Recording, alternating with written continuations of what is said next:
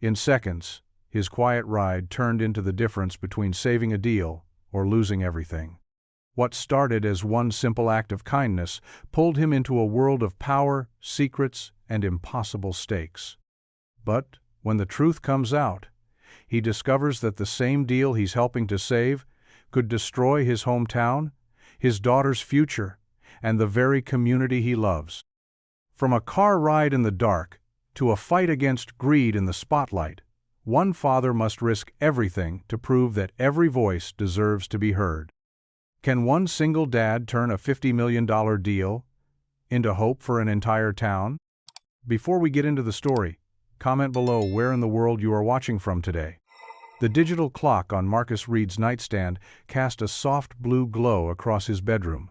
4:15 a.m.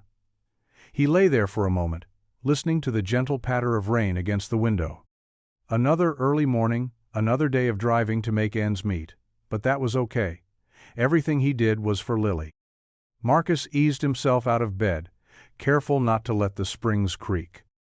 His morning routine was a quiet dance he'd perfected over the years. Brush teeth, wash face, pull on the pressed khakis and navy polo he laid out the night before. In the kitchen, he moved with practiced precision, brewing a single cup of coffee in the ancient Mr. Coffee machine that somehow kept chugging along. The house was small but tidy, every space carefully arranged to make life easier for Lily.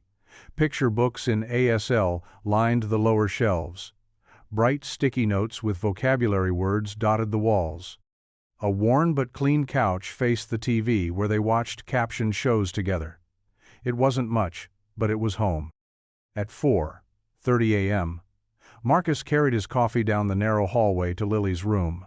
The nightlight cast star patterns on her ceiling, a birthday gift from last year that she still treasured. His daughter lay curled on her side, dark curls spilling across her pillow, one hand tucked under her cheek. She looked so much like her mother, it made his heart ache. He bent down and pressed a gentle kiss to her forehead. "I love you, baby girl," he signed, though she couldn't see it in her sleep. The gesture was as much for him as for her, a promise renewed each morning. Back in the kitchen, Marcus checked his phone. The rideshare app showed decent surge pricing starting to build downtown. Good, he needed every extra dollar he could get. Lily's special education programs weren't cheap, and neither were the latest hearing assistance technologies they were hoping to try. The rain had settled into a steady drizzle as Marcus locked up and headed to his car. A well-maintained Honda Civic that had seen better days but still ran smooth. He detailed it yesterday evening, as he did every week. Appearances mattered in this business, and Marcus took pride in offering his passengers a clean, comfortable ride. He went through his mental checklist while the car warmed up. Water bottle stocked, hand sanitizer filled, phone mount secure. The dashboard clock read 4:45 a.m. as he pulled out of the driveway. The streets were empty except for delivery trucks and other early morning workers like himself. The app pinged at 4:50 a.m., a pickup from one of the upscale apartment buildings downtown. Marcus navigated the quiet streets, windshield wipers keeping steady time. He'd driven these routes so often he could probably do it blindfolded, though he'd never risk it. Too much was riding on this job. The building's entrance was well lit, its modern glass facade reflecting the streetlights. Marcus pulled up right at 4:55 a.m., positioning the car close to the covered walkway to keep his passenger from getting too wet. Professional courtesy was second nature to him. A woman in a sharp business suit emerged from the lobby, rolling a sleek carry-on bag. Marcus quickly stepped out with an umbrella, despite the light rain. "Good morning, ma'am. I'm Marcus, your driver. Let me help you with that bag." "Eleanor Hart," she replied crisply, allowing him to store her luggage in the trunk. "Thank you. I'm heading to the airport." Marcus held the umbrella steady as she settled into the back seat, then returned to the driver's seat. "Terminal A or B?" he asked, glancing in the rearview mirror. Before she could answer, a distinctive chime filled the car, a video call coming through on her tablet. Eleanor's composed expression flickered with panic as she answered. The screen showed a distinguished-looking man in his 60s, but the remote interpreter's box was conspicuously empty. No No, no, Eleanor muttered, fingers flying across the screen. Not now. Marcus watched in the mirror as the man on screen began to sign, his movements precise and expectant. Eleanor's shoulders tensed as she clearly struggled to piece together a response. Without hesitation, Marcus turned in his seat and signed clearly.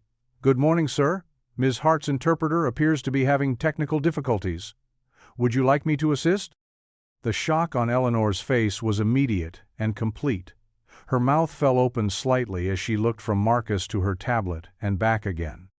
The man on screen, however, broke into a warm smile and signed back enthusiastically. Marcus's hands moved with fluid grace as he continued to sign, years of practice with Lily making the movements as natural as breathing. "Miss Hart is here and ready to proceed. Shall we continue with the morning's agenda?" Marcus's hands moved with practiced grace, translating the rapid-fire conversation between Eleanor and the CEO on her tablet screen. Rain tapped steadily against the windshield as his car idled in the quiet parking lot where they'd pulled over. The pre-dawn darkness wrapped around them like a cocoon, broken only by the soft blue glow from Eleanor's device. "The projection models show a 15% increase in the first quarter alone," Eleanor spoke clearly, her eyes darting between Marcus's signing and the deaf CEO on the screen. Her voice carried the polished tone of someone used to high-stakes conversations, though there was an edge of amazement in it as she watched Marcus interpret. Marcus maintained perfect composure, his movements fluid and precise. Years of signing with Lily had made ASL as natural to him as breathing.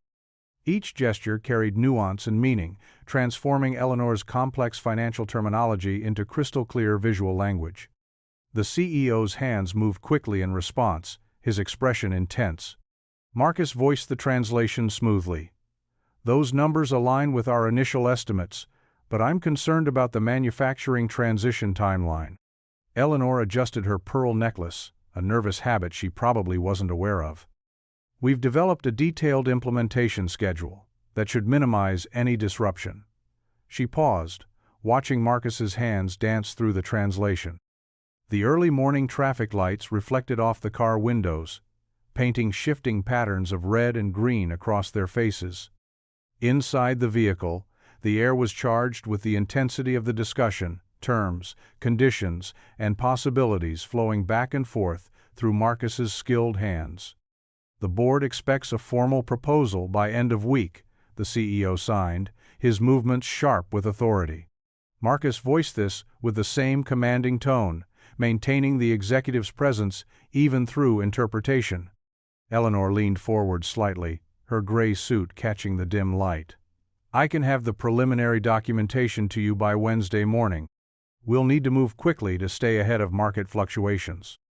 Marcus continued to bridge the language gap seamlessly, his hands moving with certainty born from countless hours of communicating with Lily. Each time the CEO's expressions shifted with understanding, each time Eleanor nodded at a clear response, Marcus felt the familiar satisfaction of helping people truly connect. The conversation flowed through technical details, profit margins, asset valuations, market projections.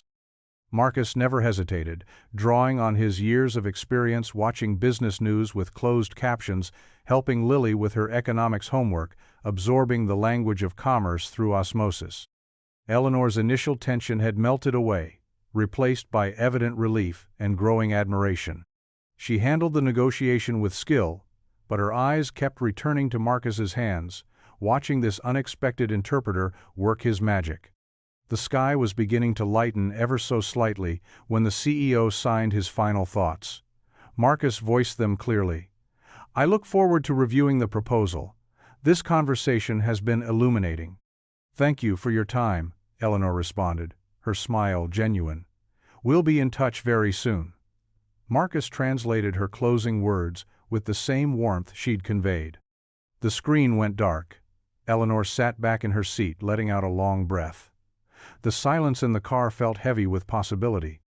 "Mr. Reed," she said finally, turning to face him fully. "You just saved what could have been a catastrophic situation." That wasn't just any video call. That was Jerome Chen, CEO of Pacific Ridge Manufacturing. She smoothed her skirt, a gesture that seemed to help her gather her thoughts. I'm leading a $50 million acquisition deal, and our usual interpreter had an emergency. When they dropped, I thought everything was about to fall apart. Marcus absorbed this information carefully, his hands still tingling slightly from the intense signing session. I'm glad I could help, Ms. Hart. Help? Eleanor shook her head, a small laugh escaping. You did far more than help. Your signing is impeccable, your business vocabulary is sophisticated, and you handled complex financial concepts without missing a beat. She reached for her leather portfolio. I need you to stay close this week. We have multiple meetings with Jerome and his team, and I can't risk another interpretation crisis. She pulled out a silver pen, wrote quickly on a business card, and held it out to him. This is my offer for a week's retainer.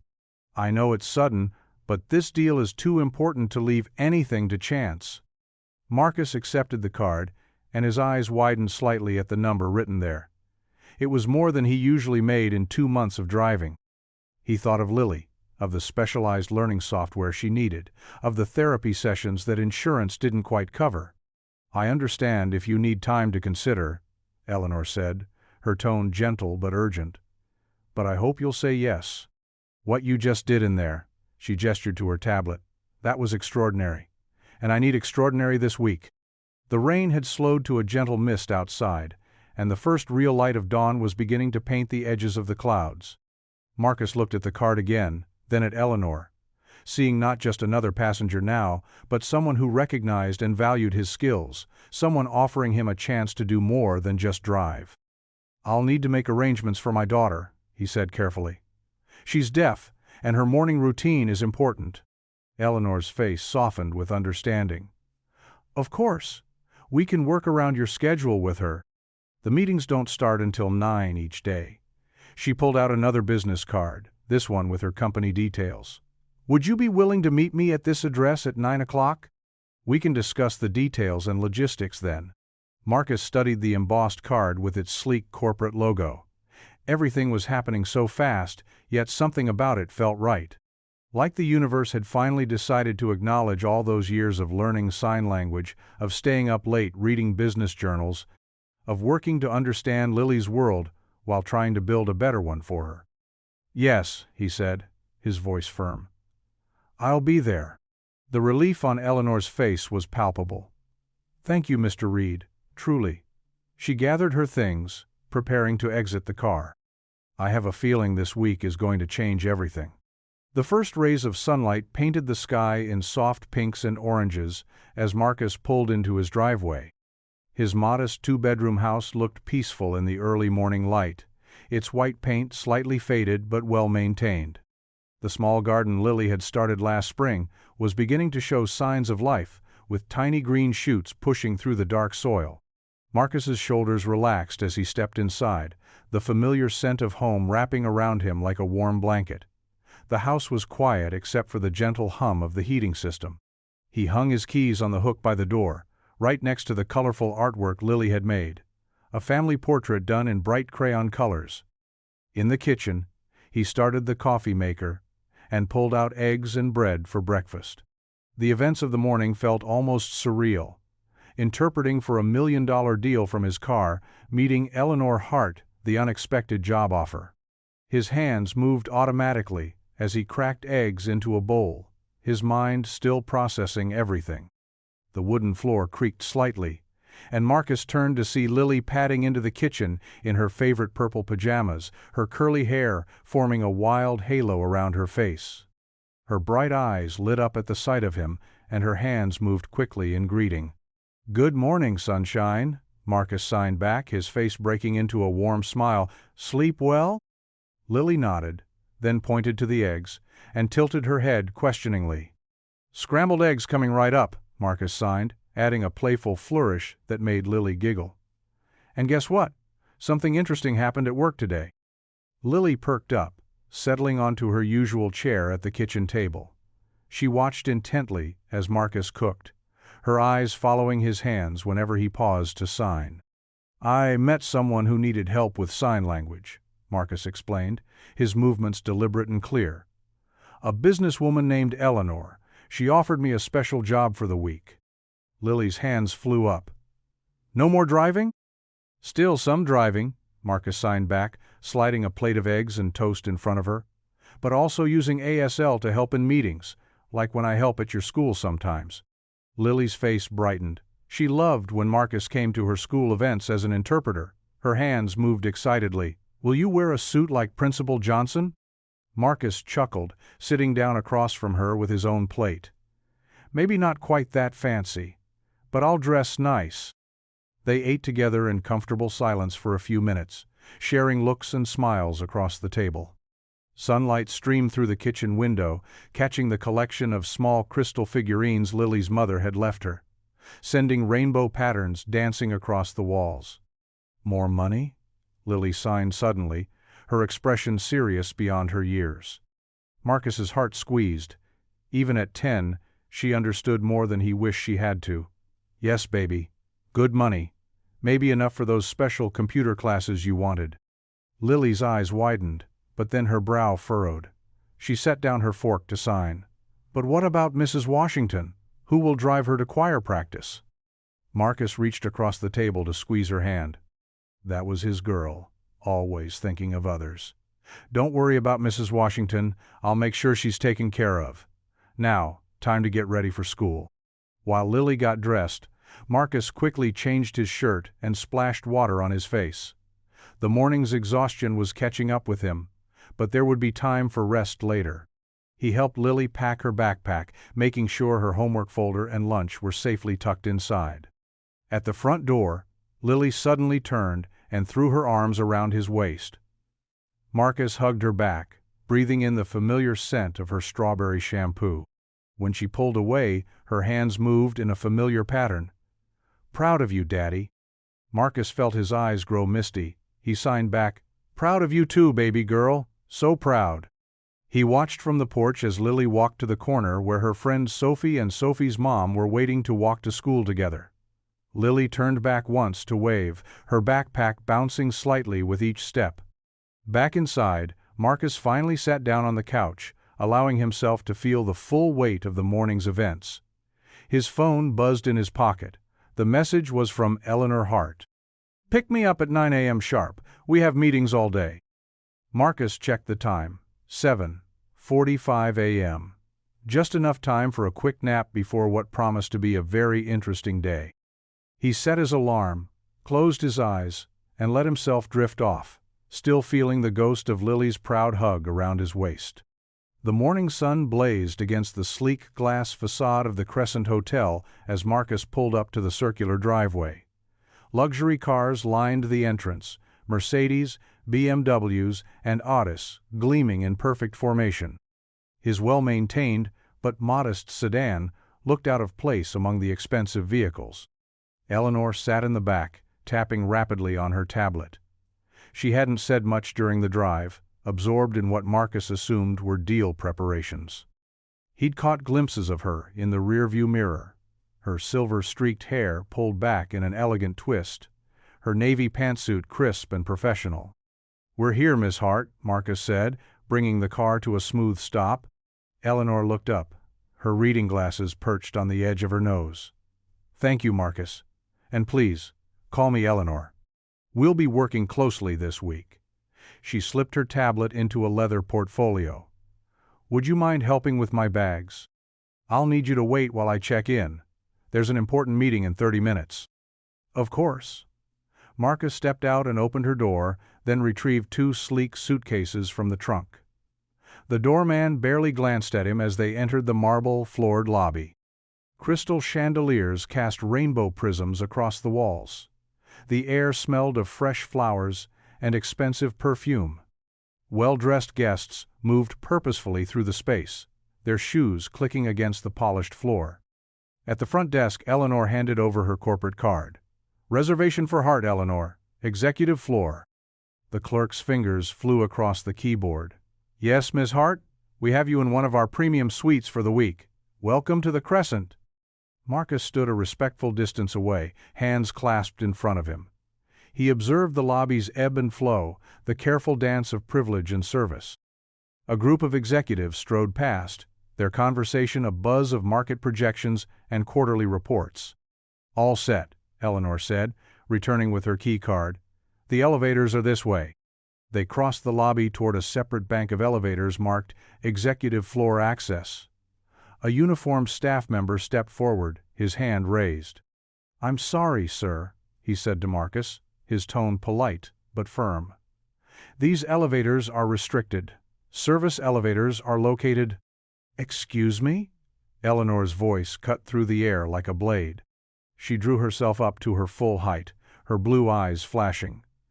"This is Marcus Reed, my strategic consultant for stakeholder relations. He has full access to all meetings and facilities." The staff member's face flushed. "I apologize, ma'am. I didn't realize—" "No, you didn't realize," Eleanor said. "And that's precisely the problem. Mr. Reed is a key member of my team. I expect him to be treated with the same respect afforded to any other consultant." Marcus felt the weight of stares from across the lobby. His face remained carefully neutral, the mask he'd learned to wear in moments like these. Part of him wanted to retreat, to suggest taking the service elevator just to end the scene, but he knew that would only reinforce the very assumptions Eleanor was fighting. The staff member stepped aside, murmuring another apology. Eleanor's hand brushed Marcus's arm as they entered the elevator, a small gesture of solidarity that spoke volumes. As the doors closed, Marcus noticed his reflection in the polished brass. He stood tall in his pressed shirt and dark slacks, every bit as professional as the executives they'd passed. Yet something in his chest ached, the familiar pain of being judged before being known. Eleanor pressed the button for the top floor. "I'm sorry about that, Marcus. It shouldn't have happened." "It's not your fault," he said quietly. "And it's not exactly new." The elevator climbed smoothly upward, each floor taking them further into a world where Marcus knew he would face more such moments. He thought of Lily, of the future he was trying to build for her. Sometimes the hardest roads led to the most important destinations. The elevator chimed softly.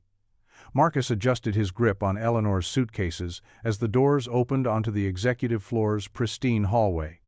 The carpet was thick enough to swallow their footsteps, the walls adorned with original artwork.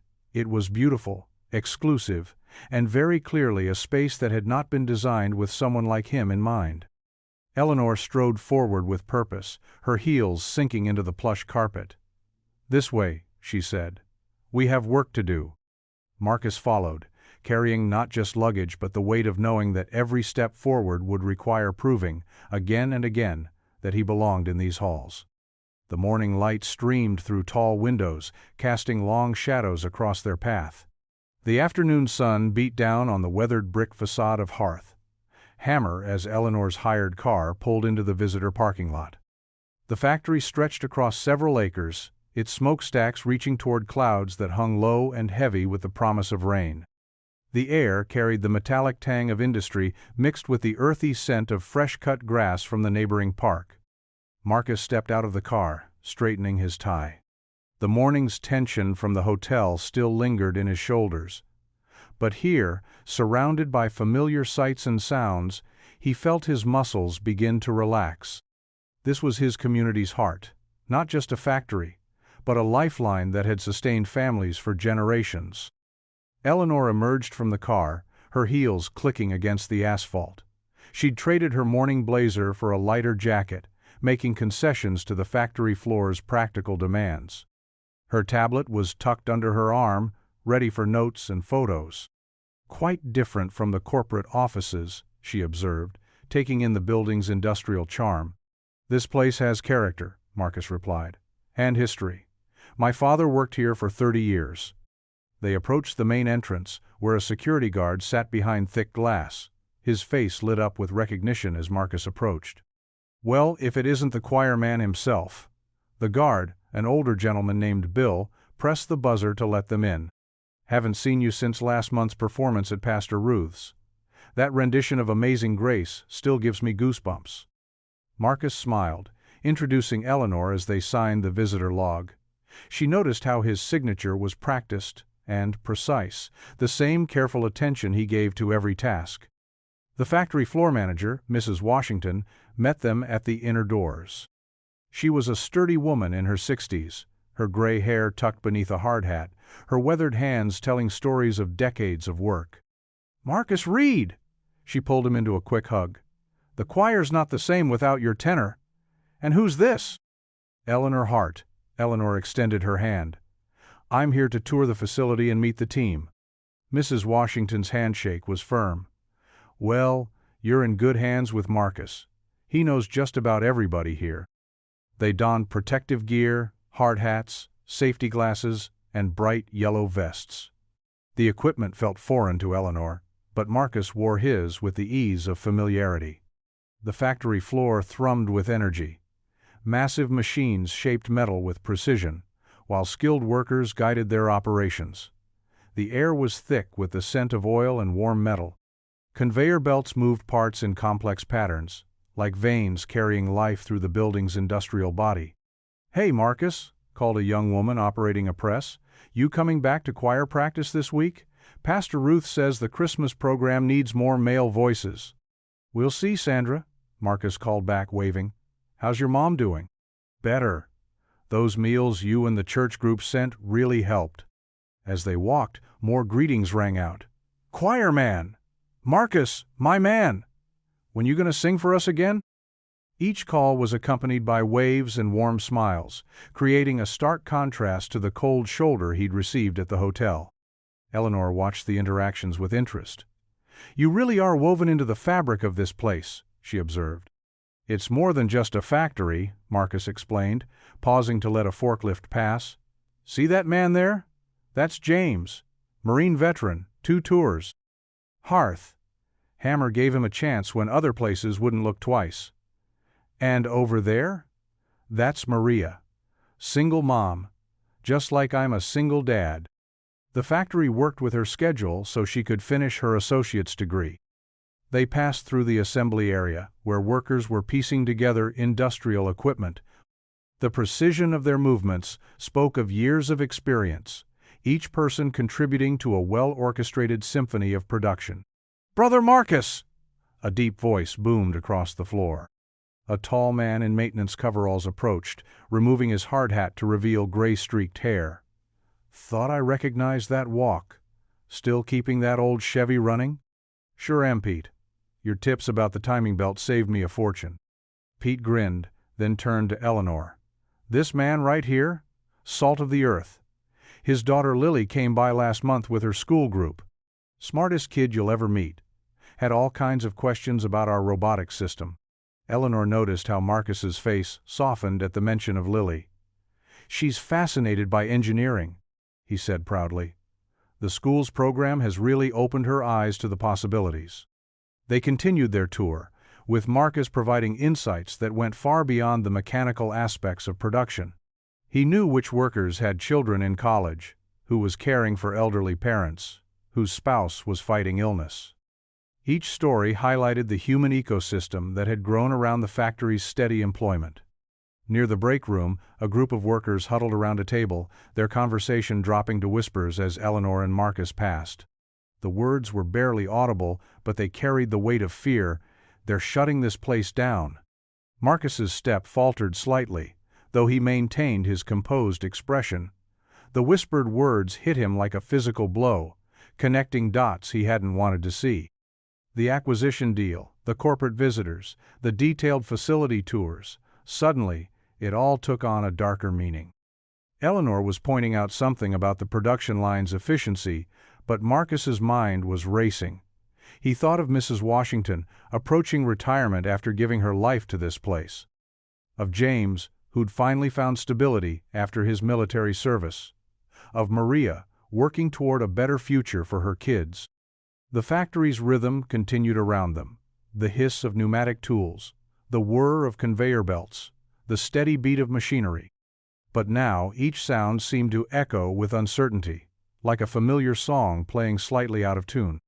Mrs. Washington rejoined them, clipboard in hand, ready to discuss production numbers. But Marcus could see concern hiding behind her professional smile. She'd worked here long enough to recognize the signs of corporate change, to feel the subtle shift in the air that preceded major announcements.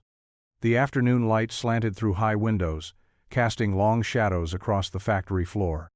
Workers moved through their tasks with practiced efficiency, unaware that their everyday routine might be counting down to an end. Marcus felt the weight of this knowledge settle in his chest, heavy as the steel parts being shaped by the machines around them. The Silver Spoon Diner sparkled in the midday sun, its chrome exterior reflecting light like a beacon. Inside, the familiar aroma of coffee and grilled onions wrapped around Marcus and Eleanor as they slid into a red vinyl booth. A small bell chimed as the door swung shut behind them, and the hum of conversation mixed with the gentle clink of silverware against plates.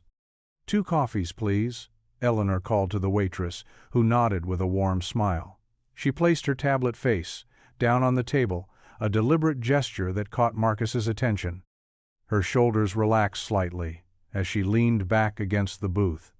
"You handled yourself well in there," she said, referring to the factory tour. "The workers clearly respect you."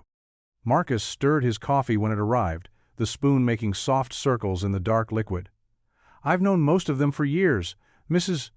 Washington's been in my church choir longer than I can remember." Eleanor wrapped her hands around her coffee mug, drawing comfort from its warmth. "You know, I wasn't always sitting at the head of conference tables," she said, her voice softening. "For years, I was the interpreter they'd call in for meetings. Always present, never really seen." Marcus looked up, surprised by this revelation.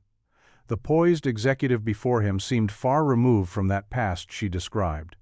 "They'd talk right through me," Eleanor continued, a trace of old frustration crossing her face. "Like I was just a piece of equipment, not a person." The suits would discuss million-dollar deals while I stood in the corner, translating every word but treated like furniture. The waitress returned with menus, but Eleanor waved them away, lost in her memories. "One day, I was interpreting for a merger discussion. The acquiring company had completely misunderstood the deaf community's needs. Their plan would have destroyed years of accessibility progress. I knew it was wrong, but..." She paused, taking a sip of coffee. "I was just the interpreter. Who was I to speak up?" "What changed?" Marcus asked, genuinely curious. "My husband James." Eleanor's eyes grew distant. "He was dying of cancer, but he made me promise not to stay invisible. 'You understand both worlds,' he told me. 'Use that bridge you've built.'" She smiled sadly. "After he passed, I went back to school. Business degree, then MBA. Worked my way up from HR to strategy. Learned to speak the language of profits and losses while never forgetting what it means to be the person no one sees." Marcus nodded slowly, understanding blooming in his chest. "That's why you stepped in this morning, at the hotel." "Exactly." Eleanor's voice grew firm. "I swore I'd never let another bridge builder be treated like a doormat. Whether it's an interpreter or..." She gestured at Marcus. "A driver who happens to know ASL." Their conversation was interrupted by Marcus's phone buzzing. Pastor Ruth's name flashed on the screen. "Excuse me," he said, sliding out of the booth. "I need to take this." He stepped outside, the diner's bell chiming behind him. Pastor Ruth's voice came through, tight with concern. "Marcus, we need to talk. I've been hearing things about Hammer. If this deal goes through, they're planning to streamline operations. The community center lease won't be renewed." Marcus's heart sank. The community center was more than just a building. It was where veterans found support, where kids learned after school, where his own daughter Lily attended speech therapy. "Are you sure?" he asked quietly. "As sure as Sunday," Pastor Ruth replied. "We need to pray about this, Marcus. And maybe do more than pray." "I understand," Marcus said, his mind racing. "I'll stop by after." He glanced through the window at Eleanor, who was checking her tablet. "After my current commitment ends." Ending the call, Marcus took a deep breath of the warm afternoon air. The weight of this new knowledge pressed heavy on his shoulders, but as he walked back into the diner, he carefully arranged his face into a neutral expression. Eleanor looked up as he slid back into the booth, her eyes questioning. "Everything okay?" she asked. Marcus forced a smile. "Just church business," he said, picking up his cooling coffee. "Now, you were telling me about your first acquisition deal?" The city lights blurred past the car windows as Marcus guided his sedan through the evening traffic. Eleanor sat in the back, her tablet propped against her knees, scanning through emails with focused determination. The dashboard clock read 8:47 p.m., much later than Marcus usually worked, but this wasn't a usual day. "Thank you for staying on," Eleanor said, looking up briefly. "These West Coast calls always run late." Marcus adjusted his rearview mirror. "No problem. Lily's at her friend's house for a study group tonight." The tablet chimed with an incoming video call. Eleanor straightened her blazer and touched her hair before accepting it. The screen filled with faces, executives in different time zones, their backgrounds varying from sunny California offices to dimly lit European homes. "Good evening, everyone," Eleanor began, her voice steady and professional. "We have the full team here for the preliminary." The video feed stuttered, then stabilized. A new face appeared, an older man with silver hair, his hands moving in fluid ASL. Eleanor's eyes widened slightly. "Marcus," she whispered urgently, "I need you to pull over. Now." He guided the car into an empty parking spot along the street. The city hummed around them. Distant sirens, the whoosh of passing cars, the click of pedestrian crosswalk signals. "It's Mr. Chen," Eleanor explained quickly. "He's the CEO of our partner company in Seattle. The interpreter was supposed to be on the call, but—" Marcus was already unbuckling his seatbelt and moving to the back seat. He positioned himself where the tablet's camera could capture both him and Eleanor. Mr. Chen's hands moved rapidly, expressing concern about timeline adjustments and resource allocation. Marcus translated smoothly, his voice carrying the executive's authority and nuance. "He's saying the original schedule doesn't account for the supply chain restructuring," Marcus interpreted. "They'll need an additional 6 weeks for proper integration." Eleanor nodded, responding with careful consideration. "Please assure Mr. Chen that we've factored this into our planning. We can adjust the transition period without impacting the final timeline." The conversation flowed through Marcus's hands and voice, bridging worlds. Other executives on the call leaned forward in their screens, clearly impressed by the seamless communication. What could have been a disaster was transformed into a productive dialogue. For nearly an hour, they sat in the parked car, streetlights casting shadows across their faces as they worked through complex negotiations. Marcus maintained his composure, though his mind occasionally drifted to the weight of what he was witnessing: discussions of millions of dollars, hundreds of jobs, entire communities affected by each decision. When Mr. Chen finally signed his goodbyes, several executives unmuted to praise the smooth handling of the call. Eleanor ended the meeting with a satisfied tap on her screen. The sudden silence in the car felt heavy with significance. Eleanor turned to Marcus, her professional mask softening into genuine amazement. "Do you understand what just happened?" she asked, her voice quiet but intense. Marcus shook his head slightly, already reaching for his seatbelt to return to the driver's seat. "Tonight," Eleanor continued, "a single dad driver used sign language with a passenger and that passenger was translating a $50 million deal." The words hung in the air between them.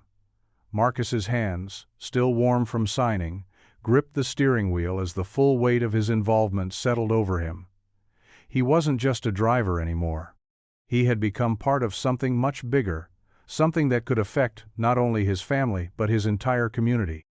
The city lights continued to flicker past the windows as they drove toward Eleanor's hotel, but now they seemed to pulse with new meaning, like warning lights or beacons of opportunity. Marcus couldn't tell which, and that uncertainty made his heart beat a little faster. Marcus's key turned quietly in the lock as he entered his modest home. The house was dim, except for the warm glow of the hallway nightlight. Mrs. Washington from next door always left it on when she watched Lily. The worn hardwood floors creaked softly under his feet as he made his way to the living room. "Had quite a day, didn't you?" Mrs. Washington whispered from her perch on the faded armchair. Her knitting needles rested in her lap, a half-finished scarf draped across her knees. Lily couldn't stop talking about how her daddy was going to important meetings. Marcus smiled wearily, setting his keys on the side table. "Thank you for staying late, Mrs. Washington. I know it wasn't our usual schedule." "Child, you know I don't mind." She gathered her things, patting his arm as she stood. "Lily's already in bed, but she made me promise to wake her when you got home. Said she had something important to tell you." After seeing Mrs. Washington out, Marcus walked down the hallway to Lily's room. Star-shaped fairy lights twinkled along the walls, casting gentle shadows on her collection of robot drawings. He sat carefully on the edge of her bed, touching her shoulder with tender gentleness. Lily's eyes fluttered open, and a bright smile spread across her face. She sat up, her dark curls tousled from sleep. Her hands moved in excited gestures as she signed, "Daddy, you're back." "Hey, sunshine." Marcus signed back, his movements deliberate and clear in the soft light. "Mrs. Washington said you wanted to see me?" Lily's hands flew through the air, her enthusiasm making her signs bigger than necessary. "Mrs. Washington told me you were helping important people today. She said you were using sign language to help them talk to each other." Marcus nodded, his heart warming at her pride. "That's right, I was helping someone communicate." "Then you're a hero," Lily signed emphatically, her eyes shining. "Just like in my books, heroes help people understand each other." Marcus's throat tightened. The pure joy in his daughter's face made his earlier concerns feel even heavier. Here was Lily, seeing only the good in what he'd done, while he knew the complex truth about the factory deal lurking beneath the surface. "You should get some sleep," he signed, tucking her blanket around her shoulders. "It's late." But Lily wasn't done. She grabbed his hands, her small fingers wrapping around his. "Will you help more people tomorrow?" she asked, her movements slower now, fighting sleep. "Yes, sunshine, I'll try my best to help." He leaned down to kiss her forehead, breathing in the familiar scent of her strawberry shampoo. "I'm proud of you, Daddy," she signed, her movements becoming drowsy. "You're my hero." Marcus stayed until her breathing evened out into sleep, watching the gentle rise and fall of her chest. The fairy lights cast their soft glow over her peaceful face, and his heart felt like it might burst with love and worry all at once. Finally, he made his way to the kitchen, his shoulders heavy with the weight of the day. The clock on the microwave blinked 10:23 p.m. He filled the kettle for tea, his late-night ritual when his mind was too full for sleep. Sitting at the worn kitchen table, Marcus cradled the warm mug between his hands. The same table where he'd taught himself ASL late at night after Lily was diagnosed, determined to learn his daughter's language. The same table where he'd sat with his wife Sarah, years ago, planning their future before cancer took her too soon. The day's events played through his mind like a movie. Eleanor's fierce defense of him at the hotel, the worried faces of the factory workers, Pastor Ruth's concerned call about the community center. The promise of the retainer fee that could pay for Lily's new adaptive technology and specialized tutoring hung tantalizingly before him. Marcus closed his eyes, his hands clasped around the cooling mug. "Lord," he whispered into the quiet kitchen, "I need your wisdom. There's so much at stake here." He thought of Lily's face lighting up when she called him a hero. What kind of hero would he be if he helped dismantle the very community that had supported them through their darkest days? But what kind of father would he be if he turned down an opportunity to provide his daughter with the resources she needed? The factory wasn't just a building. It was Mrs. Washington's son's job. It was the veterans support group that met in the break room. It was the Christmas fund that helped families in need. The community center hosted ASL classes, youth programs, and senior activities. These were the threads that held their neighborhood together. Yet when he thought of Lily struggling with outdated technology in her classes, of the specialized programs they couldn't afford, his heart ached. The retainer Eleanor offered could change everything for his daughter. Steam rose from his tea in delicate wisps as Marcus sat in silent prayer. The sound of crickets filtered through the kitchen window, a gentle reminder of the sleeping world outside. Somewhere in the distance, a train whistle echoed. The night shift at Hearth Hammer would be starting soon. His daughter's future, the factory's survival, and his community's hope were now inexplicably intertwined with this deal. Marcus had never felt more grateful for the quiet strength of his faith, even as he struggled to see the path forward. The weight of it all settled around his shoulders like a heavy mantle as he continued his silent vigil at the kitchen table, praying for guidance. The morning sun streamed through the high windows of the community center's meeting room, casting long shadows across the worn linoleum floor. Marcus stood near the entrance, watching people file in, factory workers still in their uniforms, mothers with young children, elderly veterans wearing caps adorned with service pins. The familiar scent of coffee and Pastor Ruth's cinnamon rolls filled the air. Eleanor sat at a folding table near the front, her corporate polish softened by the casual setting. She'd traded her usual blazer for a simple cardigan, though her tablet and stack of notepads remained close at hand. Her eyes tracked each person who entered, offering warm smiles and quiet nods.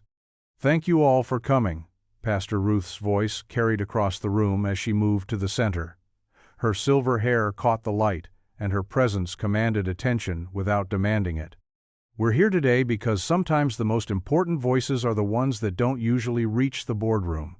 Marcus stepped forward, his hands moving smoothly as he signed for the benefit of two deaf community members in the front row. "Mrs. Hart wants to hear your stories about the factory, about our community center, about what matters to you." Eleanor stood, her posture relaxed but professional. "I know numbers.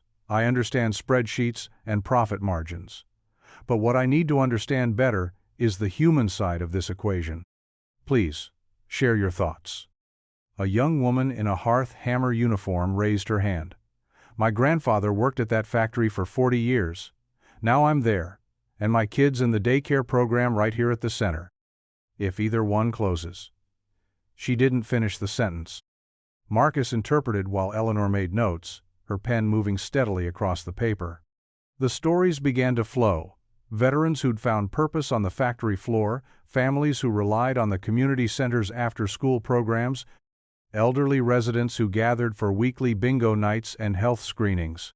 "The factory isn't just jobs," a gray-haired man in a Vietnam veteran's cap said, his voice rough with emotion. "It's dignity. It's being able to walk down Main Street and know you're contributing something real." Pastor Ruth moved through the crowd, touching shoulders, squeezing hands. She knew every person's name, every story's weight. "We're not asking for charity," she said firmly. "We're asking for partnership." Mrs. Washington sat quietly in the back, her hands folded in her lap, watching. She'd been at the factory longer than most, her 30 years of service marked by the silver pin on her collar. When she finally stood to speak, the room fell silent. "I remember when this community center was just a dream," she said, her voice carrying decades of history. "We built it with bake sales and car washes. Every brick in these walls represents somebody's hope." She turned to Eleanor. "You look like someone who understands about building things from scratch." Eleanor's professional composure wavered slightly. "I do," she said softly. "More than you might think." The meeting continued for 2 hours. Marcus's hands moved steadily, bridging worlds, while Eleanor filled page after page with notes. She asked questions, not about efficiency or operations, but about lives and dreams and fears. As the crowd began to thin, Mrs. Washington approached Marcus. From her purse, she withdrew something small and delicate, a paper crane, folded with precise care from what looked like pages from an old hymnal. "My granddaughter taught me how to make these," she said, placing it in Marcus's palm. She said in Japan, "They're symbols of patience and hope." Her eyes, wise and knowing, met his. "Patience. You'll need it." The afternoon sun warmed the small classroom at Lily's school, casting golden light across tables scattered with robot parts and colorful instruction manuals. Eleanor sat beside Lily, both of them perched on child-sized chairs that made Eleanor's knees nearly touch her chest. Marcus leaned against the doorframe, watching them with quiet wonder. "Like this," Eleanor said, her hands moving with graceful precision. She demonstrated the sign for courage, a fist held near the heart, then moved outward with purpose. Her silver bracelet caught the light as she repeated the motion. Lily's bright eyes focused intently on Eleanor's hands. The 10-year-old's face scrunched in concentration as she mirrored the movement, her smaller hands following the pattern. A smile bloomed across her face when she got it right. "Perfect." Eleanor signed and spoke simultaneously, her face lighting up with genuine joy. "Now, what situations need courage?" Lily's hands flew through a series of signs, her enthusiasm making them bounce with extra energy. Marcus translated from his spot by the door. "School presentations. Making new friends. Standing up to bullies." Eleanor nodded encouragingly. "Those all need lots of courage. I use this sign before big meetings sometimes." "Really?" Lily signed, her eyebrows rising in surprise. "Really." Eleanor's signs were becoming more fluid with each exchange. "Even grown-ups need courage." Lily hopped up from her chair and scurried to one of the workbenches where a small robot sat, its gears and wires neatly arranged. She gestured for Eleanor to follow, practically bouncing with excitement. "This is Max," Lily signed, pointing to the robot. "He's friendly. Want to learn his special handshake?" Eleanor moved to the workbench, careful not to disturb any of the precisely placed tools. "I'd love to." Lily picked up the robot, which was roughly the size of a softball, with exposed gears that showed its inner workings. She pressed a button, and its small arm extended with a quiet whir. "First, you tap his hand twice," Lily demonstrated, her finger gently touching the robot's metal appendage. "Then he copies you. Then you make a fist, and he makes a fist. Then you both wave." Eleanor watched carefully as Lily performed the sequence. The robot responded to each movement, its mechanisms humming softly. When it was Eleanor's turn, she followed the steps with careful precision, treating the interaction with the same respect she'd give any business handshake. "Hello, Max," Eleanor said, completing the wave. The robot's arm moved in perfect sync with hers. Lily clapped silently, her face beaming. She quickly signed. "You're the first grown-up who got it right on the first try." Marcus pushed off from the door frame and walked over to join them. "She's a quick learner," he signed, pride evident in his movements. "Just like you." Eleanor watched father and daughter interact, noticed how their signs carried an extra layer of warmth and familiar shorthand. It reminded her of dance steps passed down through generations, fluid, natural, full of shared history. "Are you hungry?" Marcus signed and spoke. "I was thinking we could get that Chinese food Lily likes." "The one with the dumplings?" Lily's signs were enthusiastic. "Exactly that one," Marcus confirmed. He turned to Eleanor. "Would you like to join us?" "It's nothing fancy, but they make the best hot and sour soup in town." Eleanor hesitated for just a moment, then nodded. "I'd like that very much." 20 minutes later, they sat around Marcus's kitchen table, white takeout containers creating a makeshift feast between them. The kitchen was modest but warm, with Lily's artwork decorating the refrigerator and a well-loved coffee maker claiming permanent residence on the counter. Lily taught Eleanor how to sign dumpling, while Marcus distributed plates and napkins. The kitchen light cast a cozy glow over their impromptu dinner party, making the wooden table seem more welcoming than any high-end restaurant Eleanor had visited lately. "This is definitely better than my usual dinner meeting," Eleanor admitted, sampling the soup. "Though I should probably still call it a dinner meeting for tax purposes." Her eyes twinkled with humor. Marcus laughed, a rich, genuine sound. "Best business dinner I've ever had," he agreed, helping Lily arrange her dumplings in a neat row. Lily's hands moved rapidly as she told Eleanor about her robotics club, about the competition coming up, about how she wanted to build robots that could help other deaf kids. Eleanor followed along, asking questions when she needed clarification, her own signs becoming more confident with each exchange.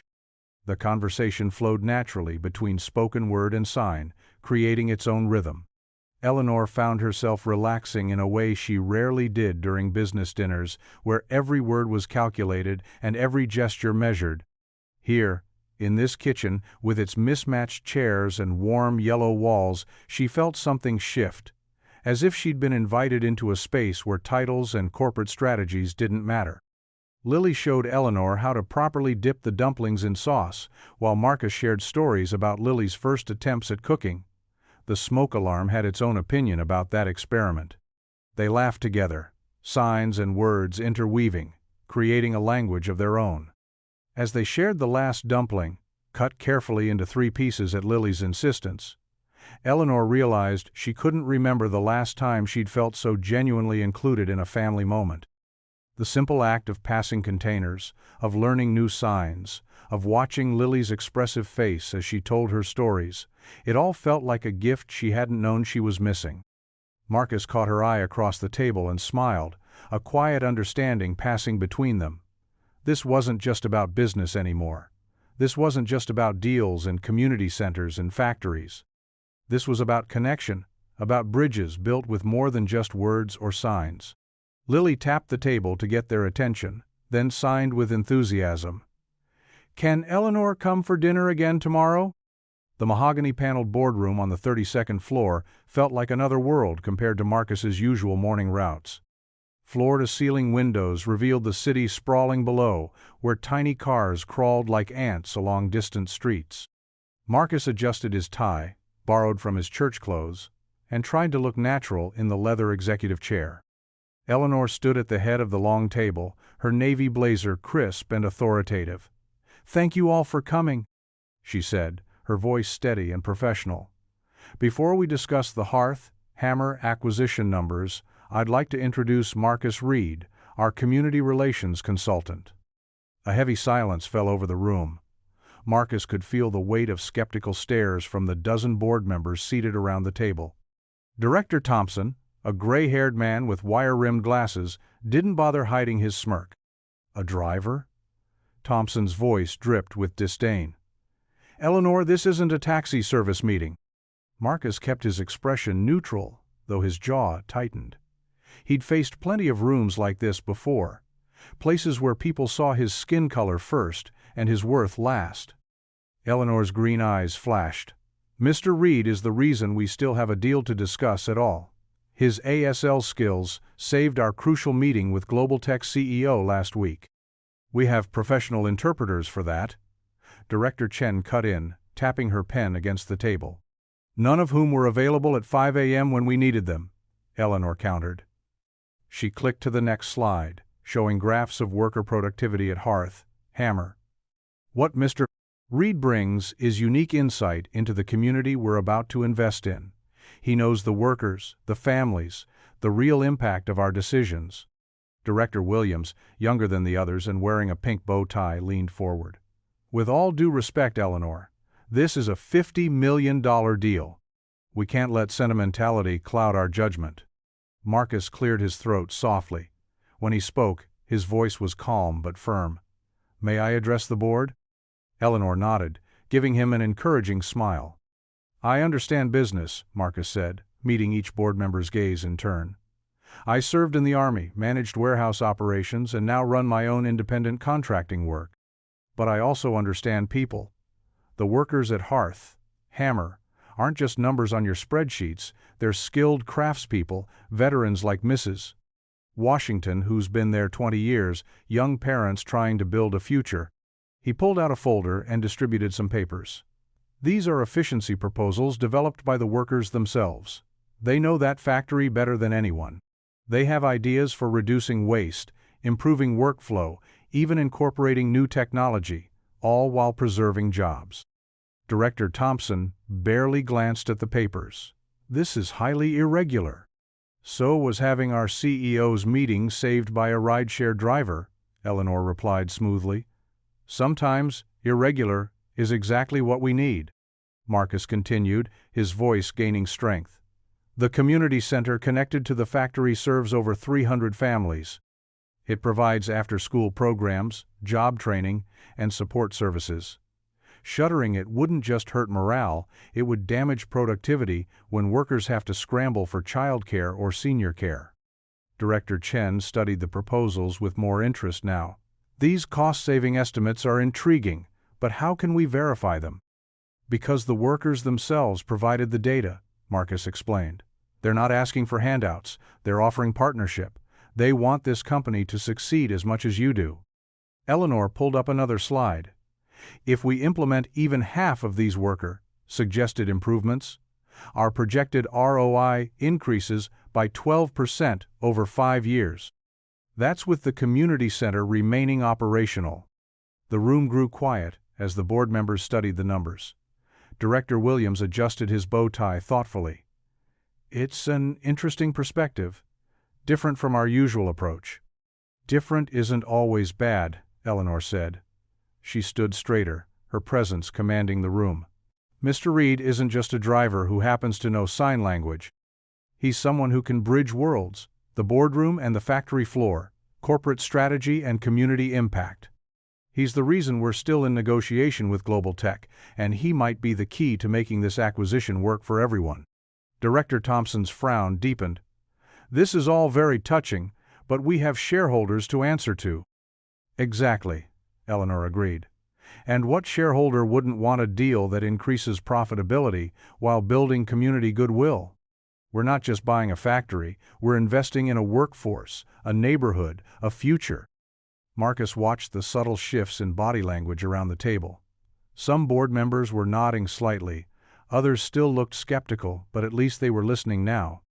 Director Chen set down her pen.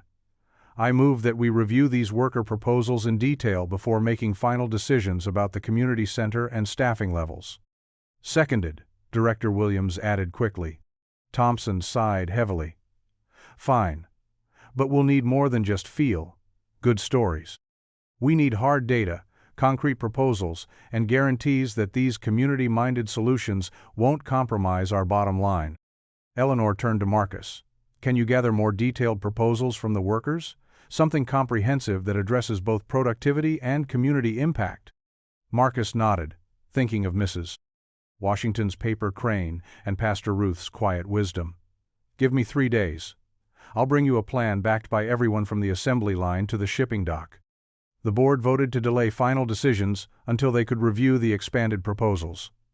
As the meeting adjourned, Marcus caught fragments of whispered conversations, some dismissive, some intrigued. Eleanor gathered her papers, her shoulders relaxing slightly now that the immediate battle was won. Director Williams stopped by Marcus's chair. Interesting perspective, Mr. Reed. I look forward to seeing those additional proposals. Marcus stood, matching the younger man's professional tone. Thank you for keeping an open mind, sir. As the boardroom emptied, Eleanor turned to Marcus. That was well done. Think you can get those proposals together in time? The factory cafeteria buzzed with the familiar clatter of plastic trays and murmured conversations. Sunlight streamed through industrial windows, casting long shadows across the worn linoleum floor. Marcus sat with Eleanor at a corner table, surrounded by a small group of workers on their lunch break. Mrs. Washington, her work uniform neat despite the morning shift, leaned forward earnestly. We've got 15 veterans right here who could run that new robotics line, she said, her eyes bright with determination. Most of us already know the basics from the military. Marcus's hands flew smoothly, translating her words into sign language for Mr. Chen, a deaf machinist who had worked at Heartfelt Hammer for 20 years. Eleanor watched intently, her tablet ready to capture the details. Hold on, Marcus said, reaching for a stack of paper napkins from the dispenser. He smoothed one flat on the table and borrowed Eleanor's pen. Let's put some real numbers to this. His handwriting was neat and precise, a habit formed from years of helping Lily with homework. Training cost per person? He asked Mrs. Washington. The community college runs a 12-week certification, she replied, about $4,000 each. Marcus jotted down the figure, then multiplied it. 60,000 total for all 15 veterans, he said, showing the napkin to Eleanor. But here's the thing. The VA would cover half through their workforce program. Eleanor's eyebrows lifted. She pulled out her phone and made a quick calculation. That's a 40% reduction from what we budgeted for new hires and training. Mr. Chen tapped the table to get their attention, his signs quick but clear. Marcus translated, We could mentor newer workers too. Create a pipeline. save you money on outside trainers. A young woman named Sarah, who worked in quality control, spoke up. Plus, some of us already have engineering degrees. We just need the specific certifications for the new equipment. Marcus grabbed another napkin, creating columns for current skills and needed training. The numbers began to tell a story, not of a workforce that needed replacing, but of hidden potential waiting to be tapped. Mrs. Washington pulled out her own worn notebook filled with careful observations from years on the floor. "These are my time studies," she explained, showing Marcus pages of handwritten notes. "Places where we lose efficiency, where better equipment would make a difference." Marcus translated her insights into clear bullet points on yet another napkin. Eleanor's eyes widened as she reviewed the practical suggestions. "This is exactly what we need," she said softly, "real solutions from the people who know this place best." The lunch hour flew by as more workers stopped at their table, each bringing pieces of the puzzle. Marcus's napkin collection grew, covered with numbers, diagrams, and lists. He organized them carefully, creating a makeshift presentation that showed both problems and possibilities. "Look here," he said, arranging 3 napkins side by side. "If we combine Mrs. Washington's veteran training program with Mr. Chen's mentorship plan and Sarah's engineering team, we could have the new line up and running 3 months faster than bringing in all new people." Eleanor studied the impromptu spreadsheet, her corporate strategist's mind clearly processing the implications. "And the community center space?" she asked quietly. Marcus pulled out a fresh napkin. "Pastor Ruth's already running after-school programs and adult education. If we guarantee the lease for 10 years at $1 per year, the center could expand those services, support the workers' families, provide childcare, maybe even host some of the training classes." A bell rang, signaling the end of lunch break. Workers began gathering their trays, offering quick waves and thank yous as they headed back to their posts. Mrs. and W.W. Washington squeezed Marcus's shoulder as she passed. "You're doing good work, choir man," she said with a warm smile. As the cafeteria emptied, Eleanor carefully gathered the napkins, studying the constellation of numbers and notes that represented real people's lives and hopes. She opened her leather portfolio and tucked them inside with the same care she usually reserved for official contracts. "I know it's not the fanciest presentation," Marcus said as they walked toward the exit, his tone light but uncertain. Eleanor shook her head, her expression serious. "These are worth more than any PowerPoint I've seen. This is real data, Marcus, real solutions." They made their way through the factory floor, where the afternoon shift was ramping up. The familiar rhythm of machinery provided a steady backbeat to their footsteps. Workers called out greetings as they passed, and Marcus felt the weight of their trust in every wave and smile. At Eleanor's hotel, Marcus pulled the car to a smooth stop under the portico. The late afternoon sun caught the glass and steel of the building, creating a sharp contrast with the warm brick of the factory they'd left behind. "Sorry about the napkin math," Marcus said with a small chuckle, trying to ease the moment. "Next time I'll bring proper paper." Eleanor patted her portfolio where the napkins rested safely inside. "Don't apologize," she said firmly. "Sometimes the best plans start on whatever's handy." She paused, then added with a hint of humor, "Though I admit, this might be a first for the boardroom." "Well," Marcus replied, "at least they can't say we're not providing a fresh perspective." Eleanor's laugh was genuine as she stepped out of the car. The automatic doors of the hotel slid open with a soft whoosh, but she paused before entering. Through the window, Marcus watched as she unconsciously touched her portfolio again, right where those humble napkins lay protected between sheets of expensive paper and corporate proposals.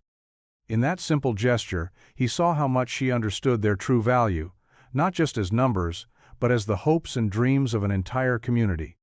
The neon sign of Joe's Diner cast a warm red glow through the window as Marcus and Eleanor settled into their usual booth. The vinyl seats squeaked as they sat down. Outside, the sky had turned a deep purple, and the first stars were beginning to peek through. "Coffee?" asked Rita, the waitress they'd come to know over the past few days. Her pen was already poised over her notepad. "Please," Eleanor said, smoothing her silk blouse, a stark contrast to the worn formica table. "And maybe some of that apple pie I saw earlier?" "Make it 2, Marcus added with a tired smile. The day's meetings had been long, but productive. As Rita walked away, a faint sound filtered through the diner's wall, voices warming up. Marcus's face brightened with recognition. "That's my choir," he said, gesturing toward the wall they shared with the church next door. "Wednesday night practice." Eleanor leaned back, closing her eyes for a moment as the harmonies grew stronger. "I didn't know you sang." "Every Sunday," Marcus said, "and practice nights when I can make it. Though I've missed the last few with all this going on." He patted the stack of papers between them, proposals, numbers, and plans they'd spent the week crafting. The piano next door struck up the opening notes of "Blessed Assurance." The wall vibrated slightly with the bass notes, and Marcus found himself humming along softly. "Jesus is mine," he murmured, then caught himself. "Sorry, force of habit." "Don't apologize," Eleanor said. "It's beautiful." She picked up one of the papers, running her finger down a column of numbers. "And speaking of beautiful things, look at these projections. The worker-owned apprenticeship program could save the company almost 30% in training costs." Rita returned with their coffee and pie, setting everything down with practiced efficiency. The steam from the coffee cups curled up between them as the choir's voices swelled through the wall. Perfect submission, perfect delight. Marcus took a sip of his coffee, letting the warmth spread through him. Mrs. Washington's veteran training proposal is solid, and Mr. Chen's ideas for making the robotics line more accessible for deaf workers, that's innovation you can't get from a boardroom. Eleanor nodded enthusiastically, fork poised over her pie. The numbers work. They more than work, they shine. And the community center lease guarantee? She pulled out another paper. $1 per year for 10 years, it's practically nothing on the books, but it means everything to the people here. The choir hit the chorus, and the wall thrummed. "This is my story. This is my song." Marcus set down his coffee cup. "You know, when you first hired me last week, I thought I was just going to be interpreting business talk. I never imagined that we'd be rewriting the whole deal." Eleanor finished, her eyes crinkling with warmth. "Neither did I. But sometimes the best solutions come from unexpected places." She gestured around the humble diner. "Like right here. Praising my Savior all the day long?" The choir sang, their voices clear and strong through the wall. Eleanor reached for the paper crane Mrs. Washington had given them, which she'd kept in her purse. She set it on the table between them. "Patience," she said, touching one of its delicate wings. "That's what she told us we'd need. And look where it's gotten us." Marcus took another bite of pie, savoring the sweet tart taste of the apples. "My daughter Lily asked me this morning if I was still just a driver. I told her, I'm whatever I need to be to help make things right." Eleanor's expression softened. "You're so much more than just anything, Marcus. You've helped me see this whole deal differently.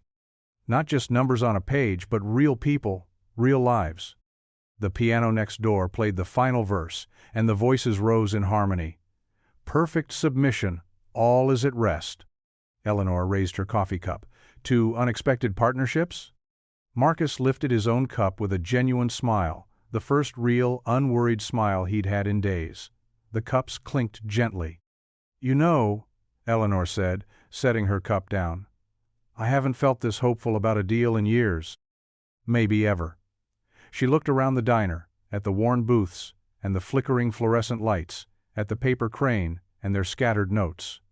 "This feels right." Marcus nodded, feeling the warmth of possibility spread through him, matching the gentle vibration of the choir's final notes through the wall. For the first time since this all began, hope didn't feel like a stranger anymore. It felt like coming home. The choir's voices faded into the quiet murmur of the diner, but the feeling of grace lingered, as sweet as the last bite of apple pie, as warm as the coffee between them, as real as the stack of papers that might just save everything that mattered. The morning sun hadn't yet touched the hotel's polished marble floors, When Mrs. Washington arrived, her weathered hands carefully holding a large cardboard box. Behind her, a line of factory workers, many in their old military caps, filed through the revolving doors, each carrying similar containers. Eleanor, who had been checking her emails in the lobby, looked up from her tablet. Her eyebrows rose in surprise as Mrs. Washington approached, the box cradled like something precious. "We've been busy," Mrs. Washington announced, her voice carrying the warmth of a grandmother but the authority of a general. She set the box down on the coffee table in front of Eleanor's leather armchair. Inside, dozens of delicate paper cranes nestled together, their wings touching like sleeping birds. Each one was folded from different paper, some from old worksheets, others from maintenance logs, even a few from church bulletins. Eleanor reached in and gently lifted one, noticing writing along its wing. "Every crane carries an idea," Mrs. Washington explained, smoothing her practical navy dress. "That one's from Jim, 30 years in quality control. Says we could convert Line 3 into a training space for new hires." More veterans stepped forward, opening their boxes. The lobby filled with paper birds, each one a different color, size, and story. Eleanor picked up another crane, this one made from graph paper covered in careful calculations. "That's from Sarah, in accounting," said a tall man wearing a Marine Corps cap. "Shows how much we could save by updating the lighting system. Paid for itself in 18 months during the pilot program." Eleanor's fingers trembled slightly as she unfolded crane after crane. Each one contained not just suggestions, but detailed plans, cost projections, and implementation timelines. These weren't just wishes, they were blueprints for survival. Marcus arrived through the front doors, stopping short at the sight. His eyes met Mrs. Washington's, and she gave him a knowing nod. "Thought you could use some backup, son," she said. "Sometimes the best ideas come on wings." He walked over to Eleanor, who was surrounded by paper cranes like fallen leaves. Her usual composed demeanor had softened, and she held the creatures with obvious care. "This one," she said, holding up a crane made from yellow legal paper, "proposes a partnership with the technical college. Veterans teaching veterans. Full apprenticeship program." She looked at Mrs. Washington. "You organized all this?" "People know what they need," Mrs. Washington replied. "Just had to give them a way to say it that couldn't be ignored." She pulled another crane from her pocket, this one made of simple white paper. "This one's mine. Been holding on to it for the right moment." Eleanor unfolded it carefully. Inside was a detailed plan for converting part of the factory into a deaf-friendly workspace, complete with visual safety systems and ASL-trained supervisors. At the bottom, in neat handwriting, "For Lily, and all the other children who need to see themselves in our future." Marcus swallowed hard, touching the paper gently. "Mrs. Washington, don't you start getting emotional on me now," she warned, but her own eyes were bright. "We've got work to do." The veterans began arranging the cranes on the lobby's central table, creating a kind of paper garden. Hotel guests stopped to stare, and a few took photos. Eleanor stood up, straightening her jacket. But instead of her usual corporate armor, the gesture seemed more like someone preparing to lift something precious. "I need to make some calls," she said, pulling out her phone. "Marcus, can you help me document all of these? We'll need every detail for the proposal." For the next hour, they photographed and cataloged each crane, creating a digital record of the community's vision. The veterans shared stories behind their ideas, painting pictures of a factory that could be both profitable and purposeful. "You know what this reminds me of?" Eleanor said quietly to Marcus as they worked. "When I was just an interpreter, I used to fold paper cranes during breaks at corporate meetings. Helped me stay patient when executives talked over me." She smiled. "Never imagined I'd be on this side of the table, holding other people's hopes." Marcus watched her handle each crane with reverence, noting how she treated each idea, no matter how small, as valuable. This wasn't the same woman who'd stepped into his car that first pre-dawn morning, focused only on closing a deal. "These aren't just proposals," Eleanor continued, her voice strong with conviction. This is a community writing its own future. She looked up at Marcus, her eyes bright with purpose. We're building something bigger than a deal. Marcus's phone buzzed against his nightstand, rattling like an angry bee. He blinked at the ceiling, still groggy from another late night reviewing factory proposals. The phone buzzed again, and again. Careful not to wake Lily in the next room, he reached for the device. His stomach dropped. 27 missed calls. 42 text messages. His hands trembled as he opened the first notification. Breaking. Corporate deal compromised by rideshare drivers' interference. The headline from Business Weekly stared back at him, stark and accusing. Below it, a photo showed him entering the hotel's executive floor, the same day the bellman had tried to stop him. The article was already being shared thousands of times. Marcus sat up, his throat tight. He scrolled through the story, written by someone who'd never spoken to him. Sources reveal that a local rideshare driver has potentially compromised a multi-million-dollar acquisition deal by gaining unauthorized access to confidential meetings. The driver, identified as Marcus Reed, has no corporate credentials or business experience. His phone rang again. Eleanor. Marcus, I just saw it, she said, her voice strained. It's Caleb. He's trying to poison the deal. How did he get that photo? Marcus's voice came out hoarse. Hotel security cameras. He's twisting everything. Eleanor took a sharp breath. The comments are getting ugly. People are. They're saying terrible things. Marcus opened Twitter. His hands went cold. The racist comments flooded his screen, dog whistles barely disguised as business concerns. Security risk. Unqualified. Who let him in? Each word felt like a physical blow. A text from Pastor Ruth popped up. Church is praying. Stay strong. Then Mrs. Washington. We're with you. Don't let them win. But the messages of support were drowning in a sea of vitriol. Marcus watched helplessly as his name became a trending topic for all the wrong reasons. His phone pinged with an app notification. Your rideshare account has been temporarily suspended pending investigation of reported security concerns. The room spun. That was his primary income, his lifeline for Lily's needs. He'd been careful with Eleanor's retainer, saving most of it, but without the daily rides. Lily appeared in his doorway, her bright eyes concerned. She signed, Daddy, okay? Marcus forced a smile, signing back, Yes, baby, just tired. But Lily was too perceptive. She pointed to his phone, then made the sign for worried. Before he could respond, a firm knock echoed through their small house. Marcus froze. Another knock, more insistent. He walked to the front door, Lily trailing behind him. Through the peephole, he saw two professionally dressed women holding badges. His heart stopped. Child Services. Marcus opened the door, keeping his voice steady. Can I help you? Mr. Reed? I'm Sandra Torres from Child Protective Services. This is my colleague, Ms. Chen. We've received an anonymous complaint about potentially unstable living conditions for your daughter. Lily pressed against his leg, her small fingers gripping his pants.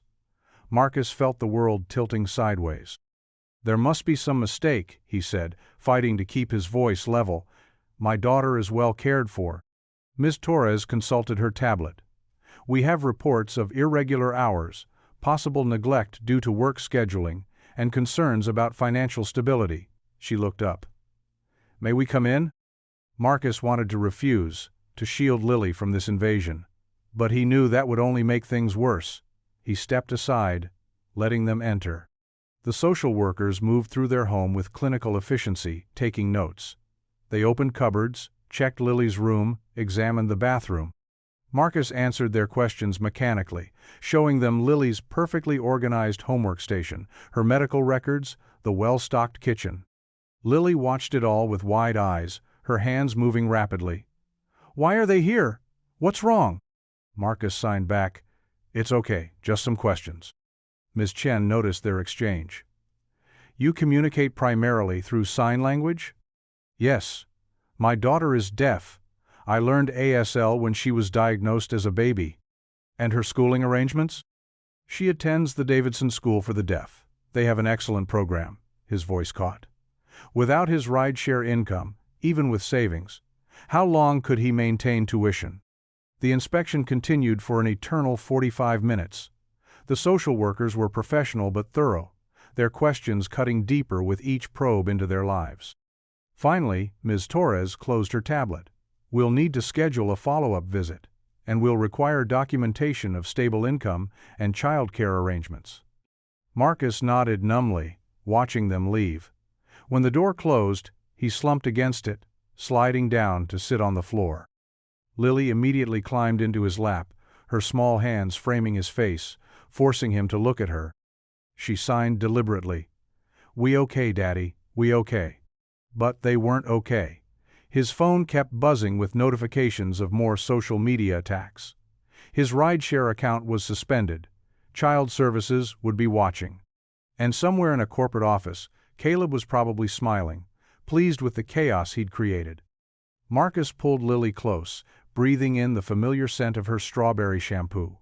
In just a few days, he'd gone from being a respected member of his community to a man under siege. The weight of it all, the accusations, the suspension, the investigation, pressed down on him like a physical force. His phone buzzed again, this time a text from Eleanor. "Don't give up, we'll fight this." But as Marcus held his daughter, watching the sun cast shadows across their living room floor, he wondered if there was anything left to fight for. The world he'd carefully built for Lily, the delicate balance of work and care, the dignity he'd maintained through years of struggle, it was all crumbling around him, scattering like leaves in a storm. Lily pulled back, her face serious. She signed the word Eleanor had taught her just days ago. Courage.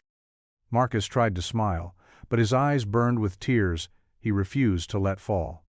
In the quiet of their small home, with his daughter's trust shining up at him and his phone still buzzing with the world's judgment, Marcus Reed faced the hardest moment of his life since losing his wife, watching helplessly as everything he'd worked for threatened to slip away.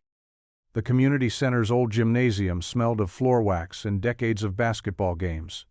Now, as the sun set outside its high windows, people filed in quietly, carrying unlit candles. Their footsteps echoed against the worn hardwood, mixing with whispered greetings and the soft rustle of winter coats. Pastor Ruth stood near the entrance, greeting each person with a firm hug or a gentle touch on the shoulder. She wore her usual practical outfit, a warm cardigan over sensible slacks, but her eyes held the determined fire Marcus had come to know over years of choir practice. "Marcus," she called softly, when she saw him hesitate in the doorway, Lily's small hand in his. "Come in, child. You're among family here." The gymnasium was filling up. Mrs. Washington sat with a group of factory workers, their faces drawn with concern. Veterans who'd found new purpose at Hearth, Hammer gathered in clusters, some still in their work clothes. Parents from Lily's school stood with their children, signing in animated conversations that needed no voice to convey their support. Marcus's throat tightened. He hadn't wanted to come. The weight of the past few days, the social media attacks, the suspended income, the child services visit, had left him wanting to hide away from the world. But Pastor Ruth had insisted. "The devil works in isolation," she'd told him over the phone. "We stand together or we fall alone." Lily tugged at his sleeve, pointing to a group of her classmates sitting cross-legged on the floor. Their parents had brought battery-operated candles for the children, safer than real flames. The fake lights flickered convincingly, casting dancing shadows on young faces. "Go ahead," Marcus signed to her. Lily squeezed his hand once before running to join her friends. "Marcus." Mrs. Washington appeared at his side, pressing something into his palm. Another paper crane, this one made from what looked like a page from the factory's employee newsletter. "We're not letting you carry this alone." He tried to thank her, but the words stuck in his throat. She patted his arm and moved away, leaving him clutching the delicate paper bird. Pastor Ruth's voice carried across the gymnasium, strong and clear. "Circle up, everyone.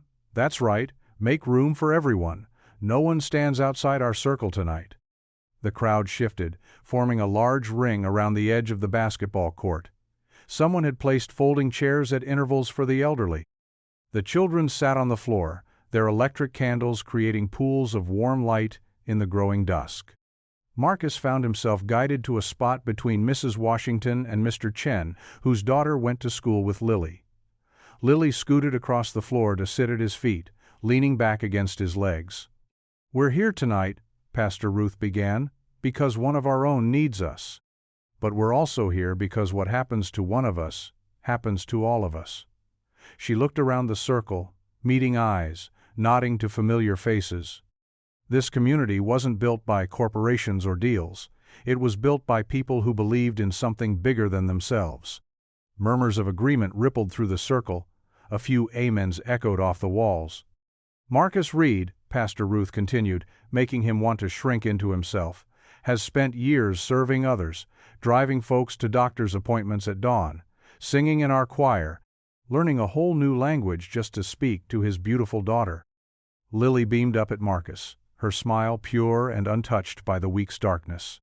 "And now," Pastor Ruth's voice hardened slightly, "some people think they can tear him down with lies and fear. They think they can make him so small that we won't see him anymore." The gymnasium had grown darker, the candles' glow more pronounced. Marcus could see faces illuminated in the warm light, faces he knew from Sunday services, from school meetings, from countless small moments that made up a community's life. "But we see you, Marcus," Pastor Ruth declared. "We see you clear as day." Lily stood up suddenly, her hands moving in the simple, profound way of children. "Help Daddy be heard." Marcus felt something crack inside him. All the strain, the fear, the dignity he'd tried to maintain, it wavered like a candle flame in the wind. He blinked hard, feeling tears threaten. A voice called out from the circle. "I see you, brother." Another joined in. "We're with you, Marcus." The voices grew, overlapping, some spoken, some signed, all carrying the same message: you are not alone. The gymnasium's heavy door creaked open, letting in a blast of cool evening air. Heads turned. Marcus looked up through blurry eyes. Eleanor Hart stood in the doorway, backlit by the parking lot lights. But this wasn't the Eleanor he knew from boardrooms and hotel conferences. She wore jeans and a simple sweater, her hair loose around her shoulders. No tablet, no briefcase, no armor of corporate authority. The circle parted naturally, creating a space. Eleanor walked through it slowly, her heels clicking on the hardwood. She stopped beside Marcus and, without hesitation, took his hand. Her fingers were warm and steady against his. She didn't speak, didn't try to fix anything with words or promises. She simply stood there, shoulder to shoulder with him, facing the circle of light and love that had gathered in defiance of darkness. Lily reached up and took Eleanor's other hand, completing their small chain. Around them, the circle of candles glowed stronger as night settled outside the high windows, each flame a testament to the power of standing together. Eleanor's heels clicked against the community center's floor as she strode in, clutching a thick manila folder. Her usual corporate polish had softened, her blazer was gone, sleeves rolled up, and determination burned in her eyes. The fluorescent lights hummed overhead as she approached the folding table where Mrs. Washington sat with Marcus. "I have something," Eleanor announced, spreading documents across the table. Her hands trembled slightly as she arranged the papers. "These are the official meeting transcripts, every single conversation." Marcus leaned forward, his tired eyes scanning the pages. "The board keeps records?"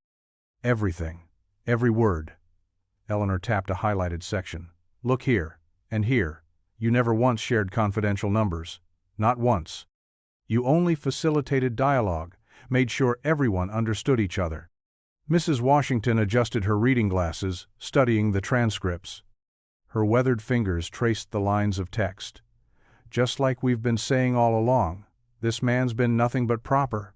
The door creaked open, and a woman with a press badge stepped in, notebook in hand. "I'm Sarah Chen from the Herald," she said quietly. "My mother is deaf. When I saw the story break, I knew something wasn't right." Mrs. Washington's face brightened. She reached into her large purse and pulled out a stack of papers, held together with a silver clip. "Then you're just in time, honey. We've got something for you, too." She handed the papers to Sarah.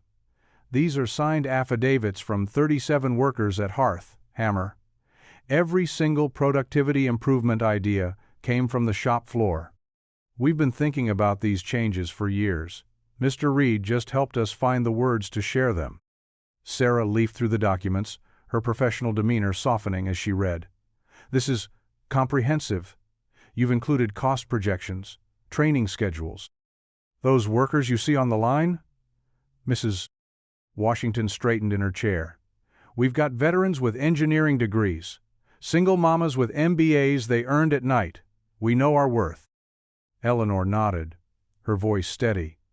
"The board needs to see this. All of it." Marcus sat quietly, his hands folded on the table. The weight of the past week showed in the shadows under his eyes, but there was a glimmer of hope there too. "I just wanted to help people understand each other," he said softly. The door opened again, and Lily bounded in, still wearing her school backpack. Her face lit up when she saw the group, and she rushed to her father's side, hands flying in excited signs. "Baby, slow down," Marcus smiled, signing back. "What's got you so excited?" Lily pulled out her tablet, showing them a video from her robotics club. On screen, she and her teammates demonstrated their latest project, a sorting machine they'd modified to respond to sign language commands. Sarah watched the interaction, her reporter's instinct sparking. "Mr. Reed, would you and Lily be willing to do a short interview? I think people need to see the real story here." Marcus glanced at Eleanor, who gave him an encouraging nod. "As long as Lily's comfortable with it." Sarah set up her tablet to record, positioning it to capture both father and daughter. "Lily, can you tell me what you think about all of this?" Lily's hands moved with grace and confidence as Marcus interpreted. "My daddy helps people talk to each other. He learned my language because he loves me. Now he helps other people learn it too." Sarah smiled warmly. "And what would you like to tell people who are watching?" Lily sat up straighter, her young face serious but unafraid. Her signs were clear and deliberate as Marcus voiced them. "We belong in the conversation, all of us. The people who work hard, the people who sign, the people who pray, we all belong." Mrs. Washington dabbed at her eyes with a tissue. Eleanor reached over and squeezed Marcus's shoulder, while Sarah typed rapidly on her phone. "The video's uploading now," Sarah said. "With your permission, I'd like to share it alongside the full story, the transcripts, the affidavits, everything." "Do it," Eleanor said firmly. "The truth needs to be louder than the lies." They watched together as Sarah posted the story and Lily's video. Within minutes, notifications began pinging. Share after share, comment after comment. People responding to the simple truth of a young girl's words and the dignity of her father's work. Marcus watched the numbers climb, his daughter's hands still moving in the video loop. "We belong in the conversation." Mrs. Washington placed another paper crane on the table, this one made from a page of worker signatures. "Sometimes," she said softly, "the truth just needs a little patience to find its way home." The late afternoon sun slanted through the high windows, casting long shadows across the floor. But in that moment, the light seemed to gather around the table where they sat. The corporate strategist, the union steward, the journalist, the interpreter, and the little girl who reminded them all what really mattered. Lily tugged at her father's sleeve and signed again, "We belong." The gleaming corporate headquarters towered above the city, its glass walls reflecting the morning sun. Eleanor and Marcus stood in the elevator, both tense with anticipation. Marcus adjusted his tie, borrowed from Pastor Ruth's husband, while Eleanor clutched her leather portfolio tight against her chest. "Ready?" she asked softly. Marcus nodded, his expression calm, despite the storm brewing inside him. The elevator doors opened to reveal a long hallway leading to the boardroom. Through the glass walls, they could see the board members already assembled. Dark suits and stern faces gathered around the massive mahogany table. Caleb Ross sat near the head, looking smug and comfortable in his expensive chair. Eleanor pushed open the heavy double doors, her head held high. "Good morning," she said, her voice clear and strong. The room fell silent as Marcus followed her in, his presence drawing suspicious glances from several board members. "Ms. Hart," the chairman said, his tone carefully neutral, "I wasn't aware Mr. Reed would be joining us today." "Mr. Reed is here because this concerns him directly," Eleanor replied, laying her portfolio on the table. "And because the board needs to hear the truth." Caleb's smile didn't waver, but his eyes narrowed slightly. "Eleanor, we've been through this. The security breach—" "There was no breach," Eleanor cut him off, pulling out document after document. "These are the official transcripts from every meeting Mr. Reed attended. Not once did he share confidential information. In fact, she passed copies around the table. These show that he consistently redirected conversations away from sensitive details." The board members began scanning the papers, murmuring among themselves. Marcus stood quietly behind Eleanor, his hands clasped behind his back, watching Caleb's facade begin to crack. "Furthermore," Eleanor continued, producing another set of documents, "I have evidence that Mr. Ross orchestrated the leak himself. She met Caleb's gaze directly, including emails from your private account to several news outlets." The color drained from Caleb's face. "That's ridiculous. You can't—" "I can, and I did," Eleanor interrupted. "The IT department was very helpful. Once I explained my concerns about corporate espionage, they found everything, Caleb, including your attempts to access confidential personnel files to report Mr. Reed to Child Services." A shocked murmur rippled through the room. The chairman leaned forward, his expression hardening. "Mr. Ross, is this true?" Caleb's charm vanished, replaced by desperate anger. "You can't seriously be taking her side. This deal was mine. I've spent months setting it up, and then this. This driver comes along and suddenly everyone's falling all over themselves to change everything." "Because he showed us what we were missing," Eleanor said firmly. "The human element, the community impact, the opportunities we were overlooking." She pulled out the worker affidavits, spreading them across the table like playing cards. "These are statements from factory employees, veterans, skilled workers, people who've given decades to Hearth Hammer. They're not just numbers on a spreadsheet, they're the heart of what we're trying to acquire." Marcus finally spoke, his voice quiet but carrying weight. "I never asked to be part of this deal. I was just trying to help someone who needed an interpreter." He looked around the table, meeting each board member's eyes. "But once I saw what was at stake, my community, my daughter's school, people I've known for years, I couldn't stay silent." Caleb shot to his feet, his chair rolling backward. "This is absurd. He's nobody, just some driver who got lucky." "That's enough, Mr. Ross," the chairman cut in sharply. He held up one of the email printouts, his expression grave. "These allegations are extremely serious. Corporate espionage, false reports to authorities, deliberate sabotage of negotiations. You can't prove," Caleb started, but Eleanor produced one final document. "Your assistant kept copies?" she said quietly. "She came to me yesterday. Apparently, she has a deaf nephew, and your comments about the deaf community were enlightening." Caleb's face contorted with rage. He turned to Marcus, pointing an accusing finger. You ruined everything. I had this deal perfectly lined up." "To strip a community bare," Eleanor finished. "To destroy lives for a slightly higher profit margin." The chairman stood, his authority filling the room. "Mr. Ross, I believe it's time for you to leave. Security will escort you to clean out your office. The board will expect your resignation by end of day." Caleb looked around the table searching for allies but found none. His expensive suit seemed to deflate as the fight left him. Without another word, he snatched his phone from the table and stormed toward the door. At the threshold he turned back, his face twisted with bitterness. "You'll regret this," he spat, but his words carried no power now. The security guard waiting outside gestured politely but firmly, and Caleb disappeared down the hallway, his footsteps echoing his defeat. The room fell silent. Marcus and Eleanor stood together, steady and dignified, as the board members exchanged glances. The chairman cleared his throat. "Ms. Hart," he said, "I believe you had some alternative proposals to discuss." Eleanor smiled, pulling out the final set of documents, including several carefully preserved diner napkins. "Yes, sir, I do." Eleanor stood at the head of the polished conference table, her posture straight and commanding. Sunlight streamed through the floor-to-ceiling windows, casting long shadows across the tense faces of board members.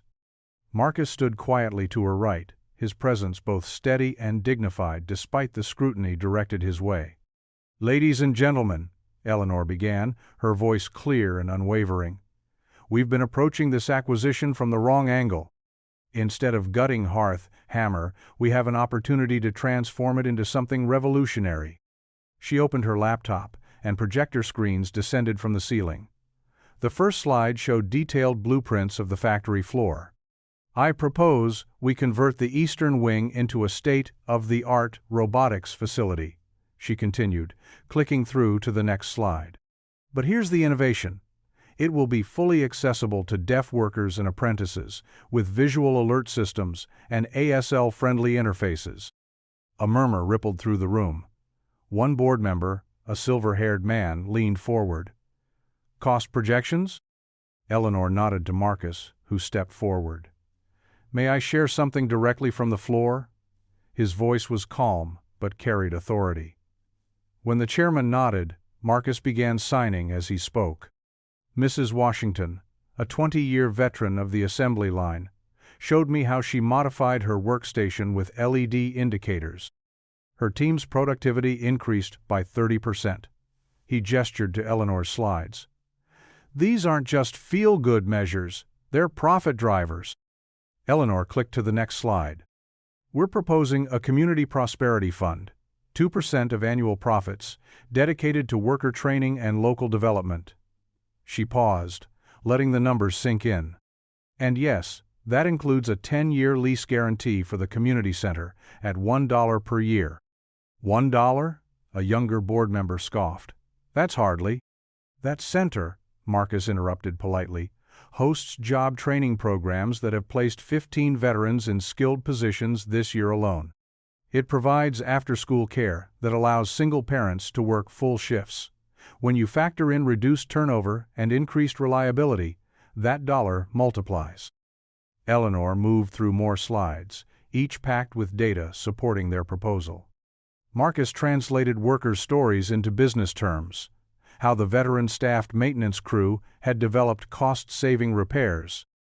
How the deaf employees had pioneered visual safety systems that reduced accidents site-wide. The boardroom grew quieter, more focused. Even the skeptics were taking notes. "The choice is simple," Eleanor concluded. "We can strip this factory and face years of community resistance, or we can transform it into a model of inclusive innovation that attracts talent and generates sustainable profits." The chairman looked around the table. "This is unexpected. But the numbers are compelling." He straightened his glasses. "I move. We put it to a vote." Marcus's heart pounded as the chairman raised his hand. "All in favor?" Hands began to rise. Slowly, at first. The younger members, then the middle-aged woman who had been nodding throughout the presentation. The silver-haired skeptic studied his papers one last time, then raised his hand. One by one, the remaining hands went up. Eleanor kept her professional composure, but Marcus saw her shoulders relax slightly. The chairman counted. "The motion passes. Mrs. Hart, Mr. Reed, congratulations. You've given us something truly innovative here." Marcus stood very still, thinking of Lily, of Mrs. Washington's paper cranes, of Pastor Ruth's prayers. He thought of all the hands that had helped fold this moment into being. When he glanced at Eleanor, he saw in her eyes the same mix of relief and responsibility he felt in his own heart. The deal would close, the community would survive, and something new would grow from the trust they had built together. The chairman was already moving on to the next agenda item. Now, regarding the timeline for implementation, Marcus's phone buzzed with a news alert as he sat in his favorite armchair, still wearing his suit from the board meeting. His fingers trembled slightly as he opened the local newspaper's website. There it was, splashed across the homepage.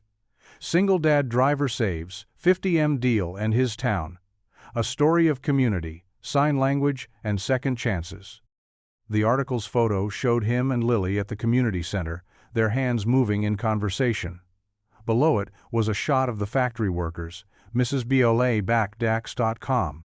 Washington front and center. Paper cranes decorating the break room behind them.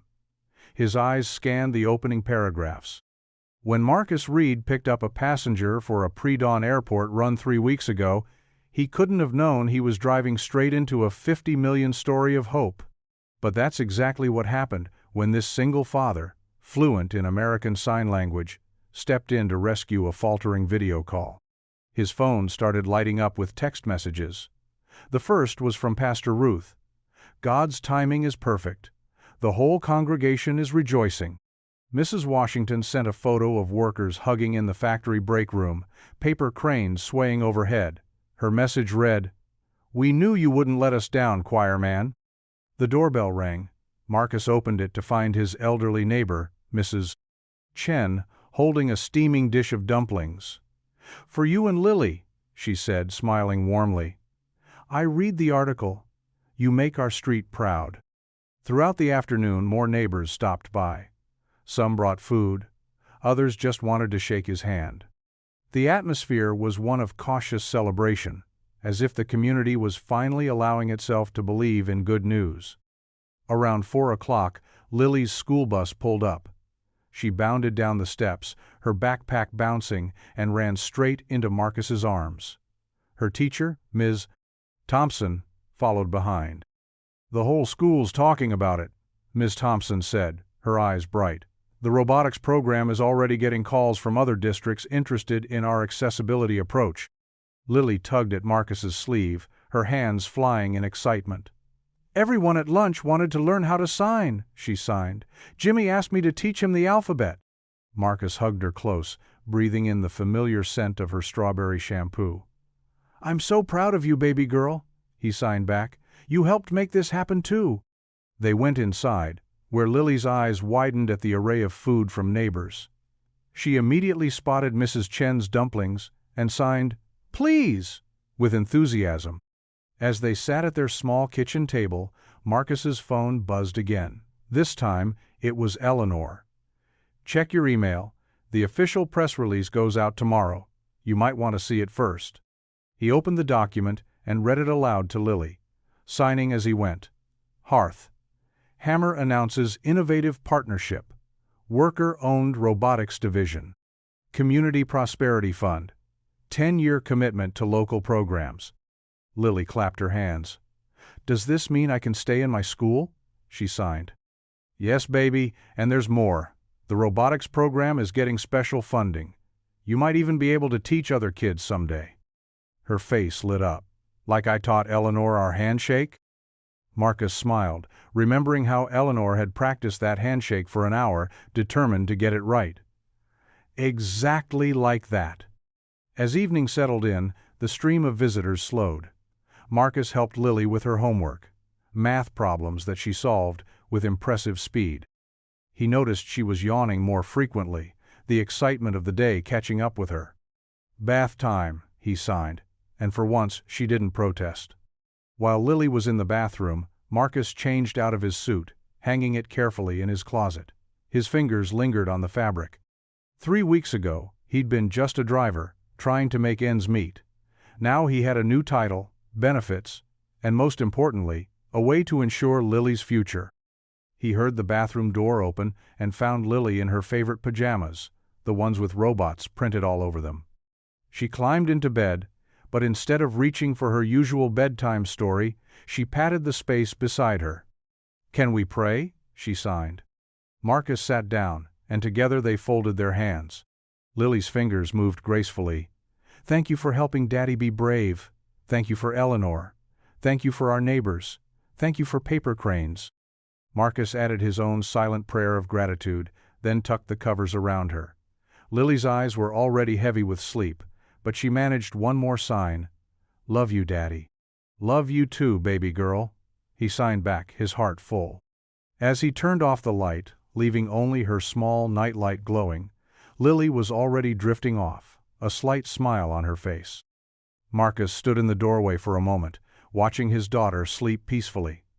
The weight of the past 3 weeks, the fear, the uncertainty, the desperate hope, began to lift from his shoulders. They had done it. Their community would survive, and Lily would thrive. He touched the doorframe where they marked Lily's height each year. A tradition started when she was barely walking. Tomorrow would bring new challenges, but tonight, in this quiet moment, Marcus allowed himself to simply be grateful. His daughter was safe, their future was secure, and their community was whole. Sometimes, he thought, the biggest miracles started with the smallest gestures, like a father learning sign language for his little girl.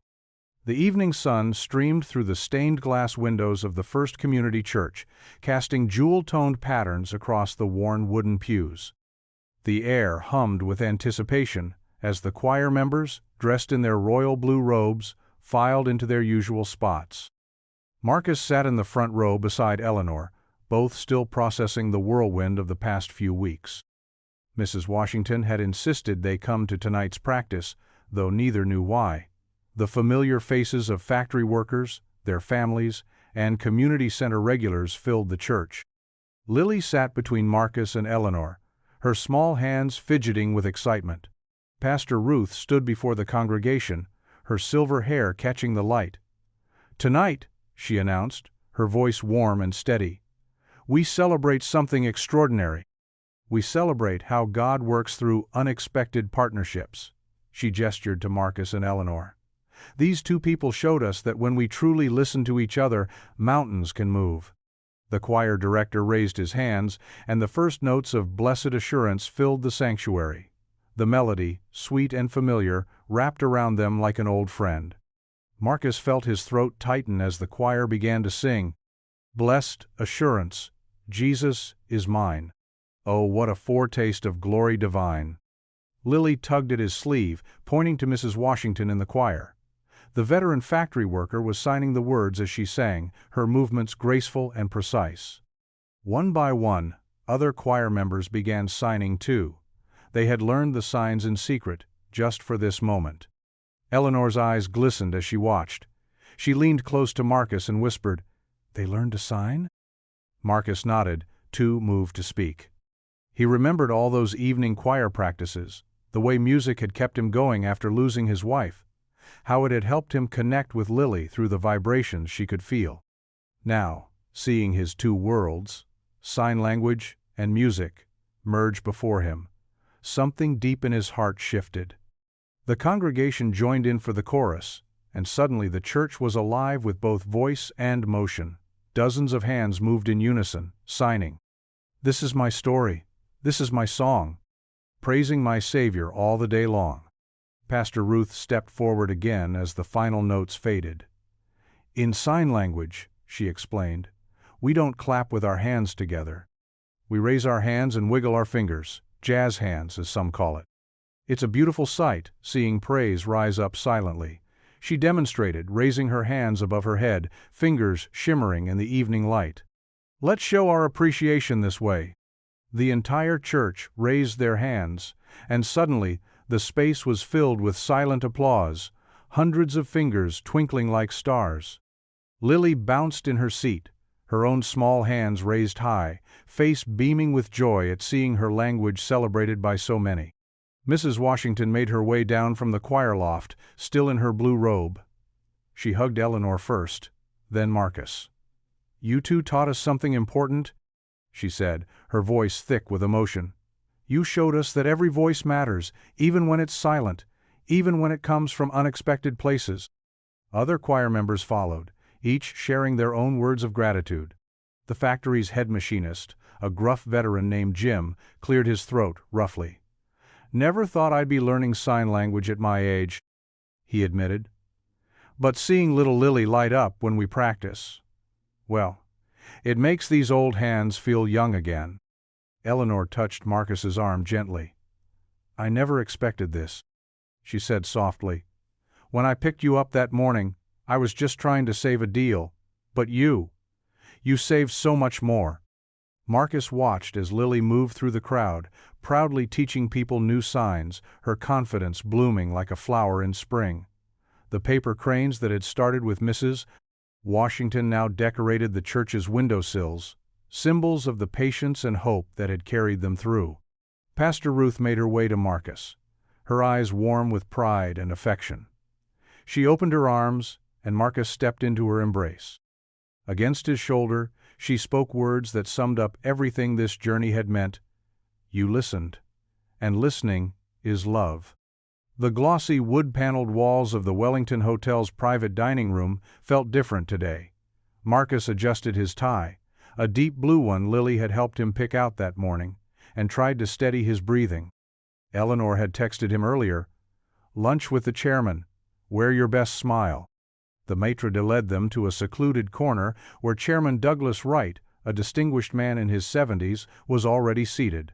His steel-gray hair and impeccable suit spoke of corporate power, but his eyes held an unexpected warmth.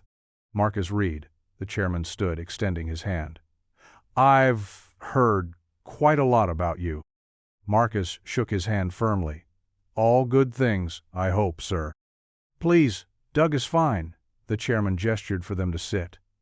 "And yes, Eleanor here hasn't stopped singing your praises." Eleanor smiled, settling into her chair. "I only speak the truth, Doug. Marcus has shown us what we've been missing all along, the human element in our business decisions." The waiter appeared with water and menus, but Marcus barely registered the elaborate descriptions of dishes. His mind kept drifting to Lily, to the factory workers, to all the lives that had become intertwined over the past weeks. "I understand you were a sergeant in the Army," Doug said, studying Marcus over his reading glasses. "Yes, sir, Doug," Marcus corrected himself. 8 years of service." "Leadership experience, then. And you learned sign language for your daughter?" Marcus nodded, his expression softening at the mention of Lily. "When we found out she was deaf, I promised myself I'd learn her language. It took time, but it was worth every minute." Eleanor interjected gently. "Marcus doesn't just know ASL, Doug. He understands how to bridge worlds. You should see him with the factory workers, the community center families, even our most skeptical board members." The waiter returned to take their orders. Marcus chose a simple grilled chicken, while Eleanor and Doug opted for the sea base. Once they were alone again, Doug leaned forward, his manner becoming more direct. "Marcus, we've been doing business the same way for decades. Buy, streamline, maximize profit. It's efficient, but as recent events have shown us, it's not always wise." He paused, taking a sip of water. "What you and Eleanor have achieved with this deal, it's revolutionary. A partnership that benefits everyone, the company, the workers, the community." Marcus felt his pulse quicken. The workers at Hearth. Hammer just needed someone to listen. They had solutions all along. "Exactly," Doug nodded approvingly. "And that's why we want you to continue being that bridge." He reached down beside his chair and produced a leather portfolio. "We're creating a new position, Director of Community Integration." Marcus's hands, resting on his lap, grew still. Eleanor watched him with quiet pride as Doug continued. "Full benefits, of course. Flexible hours so you can be there for Lily. You'll oversee the implementation of the worker training program, manage community relations, and help us identify similar opportunities in other markets." Doug slid the portfolio across the table. "We need someone who understands both the boardroom and the factory floor. Someone who can translate not just languages, but perspectives." Marcus opened the portfolio with careful fingers. The employment contract inside bore the company's gold-embossed letterhead. The salary figure made his breath catch. It was more than enough to secure Lily's future, to quit the ride-share driving, to finally have stability. Marcus began, then paused to collect his thoughts. "This is more than generous." Eleanor touched his arm lightly. "You've earned it, Marcus. More than earned it." Doug smiled, the lines around his eyes crinkling. "There's more. The position comes with a seat on our community advisory board. Your voice, and by extension, The community's voice will help shape our future decisions. Marcus thought of Mrs. Washington's paper cranes, of Pastor Ruth's prayers, of Lily's small hand signing courage. He thought of all the nights driving strangers across the city, wondering if he was doing enough for his daughter. The contract includes provisions for continuing education, Eleanor added softly. If you want to pursue additional certifications, or even an MBA down the line, the company will support that. Marcus ran his fingers over the smooth paper, reading the terms carefully. Everything was there: health insurance, retirement benefits, educational support for Lily. But more than the benefits, it was the title that moved him. Director of Community Integration. Not just a driver anymore, not just the help, but a leader with real power to make change. Doug produced an elegant pen from his jacket pocket. We'd like you to start next month. Give you time to wrap up your current commitments. Marcus accepted the pen, its weight substantial in his hand. He looked at Eleanor, who had believed in him from that first pre-dawn ride, and at Doug, who was offering him a chance to transform not just his life, but the lives of others. His hands trembled slightly as he leaned forward to sign his name. The April breeze carried the scent of fresh-cut grass across Miller Stadium. Sunlight glinted off the freshly chalked baselines as crowds filled the bleachers for opening day. Marcus stood at the edge of the field, his heart swelling with pride as he watched Lily smooth down her new bright blue dress, the one she'd insisted matched the cloudless sky perfectly. "Ready, sweetheart?" Marcus signed, his movements gentle and encouraging. Lily's fingers fluttered with nervous energy, but her smile was radiant. "Ready, Daddy," she signed back, her chin held high. The stadium announcer's voice boomed through the speakers. "Ladies and gentlemen, please welcome Lily Reed, who will perform our national anthem in American Sign Language, accompanied by her father, Marcus Reed, who will provide voice interpretation." A hush fell over the crowd as Lily took her place near home plate, Marcus standing just a few steps behind her. The familiar opening notes of the Star-Spangled Banner filled the air, and Lily's hands began to move with grace and precision that belied her 10 years. Marcus's voice carried clear and strong across the field, matching Lily's flowing signs. Each gesture was deliberate, passionate, the way her hands soared upward for "Rocket's Red Glare," the powerful emphasis as she signed "Banner Yet Wave." He'd practiced with her for weeks, watching her determination grow with every session.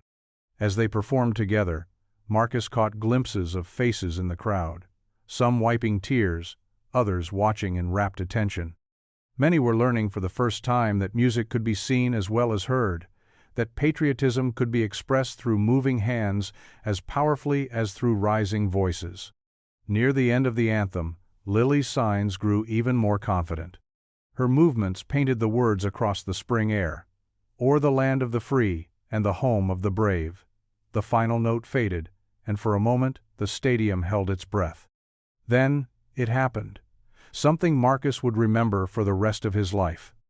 Like a wave starting from the front rows and rippling outward, thousands of hands rose into the air, fingers splayed and shaking in the universal sign of applause. The sight of so many people, most of whom had never signed before, deliberately choosing to celebrate in a way Lily could see rather than hear, made Marcus's throat tight with emotion. Lily's eyes widened in wonder at the forest of waving hands. She turned to Marcus, her own hands trembling as she signed, "Daddy, look, they're all speaking our language." Marcus nodded, unable to speak for a moment. He remembered late nights teaching himself ASL when Lily was just a baby, the uncertainty of those early years after losing his wife, the countless times he'd wondered if he was doing enough. Now, watching his daughter beam with joy as thousands celebrated her gift, he knew every struggle had led to this moment. The crowd-signed applause continued, shimmering like leaves in a gentle breeze. Veterans in their caps stood tall, their weathered hands raised in celebration. Young children mimicked the motion, giggling as they discovered this new way to show appreciation. Even the players on both teams joined in, their batting gloves catching the spring sunlight as they applauded. As Marcus guided Lily off the field, he caught sight of three familiar figures standing near the dugout. Eleanor Hart stood tall and elegant, as always, but today her usual corporate polish was softened by genuine emotion. Beside her, Pastor Ruth's face shone with the same pride she showed every Sunday when the choir hit perfect harmony. Mrs. Washington completed the trio, her workers' hands raised high in applause, her eyes bright with unshed tears. Above them, strung across the dugout's edge, dozens of paper cranes caught the morning light. Each one had been folded with care, some by factory workers, others by church members, many by children from Lily's school. They danced in the spring breeze, symbols of patience and perseverance that had seen their community through its darkest hours. Looking at those paper cranes now, Marcus remembered Mrs. Washington pressing the first one into his palm months ago. "Patience," she'd said. "You'll need it." She'd been right, but she'd also been wrong.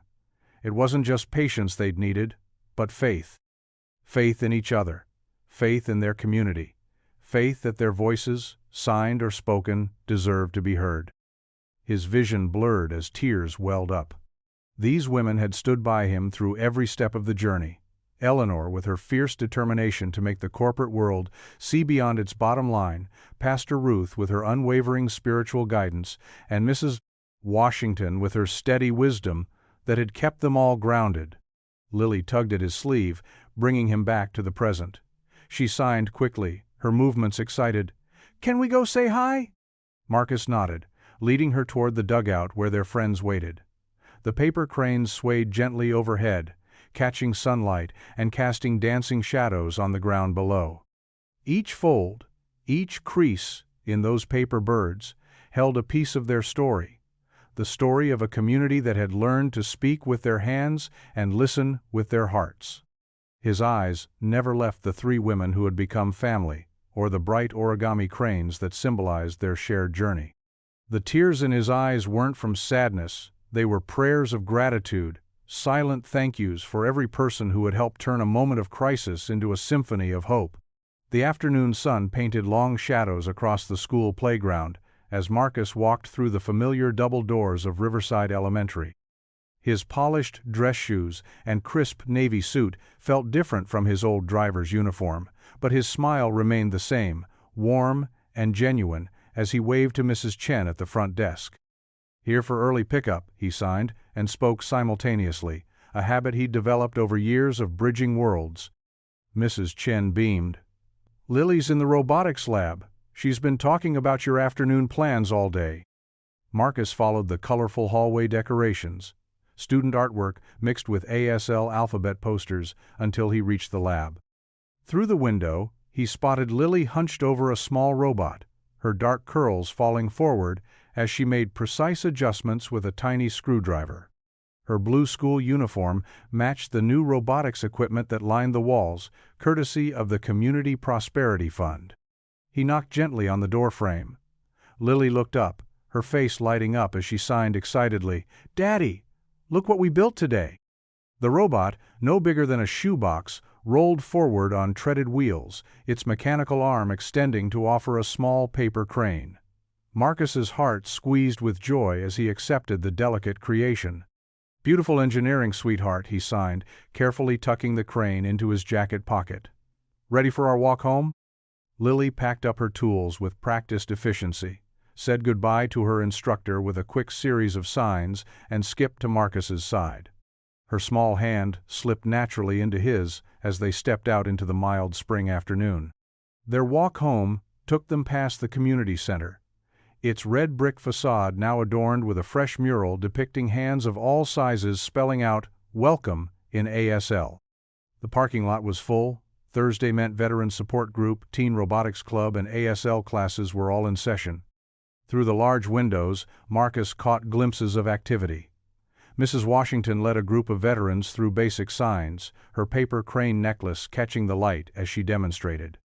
In another room, Pastor Ruth sat with Eleanor. Both women bent over community grant proposals, coffee cups, and more paper cranes scattered across their table. "Look, Daddy."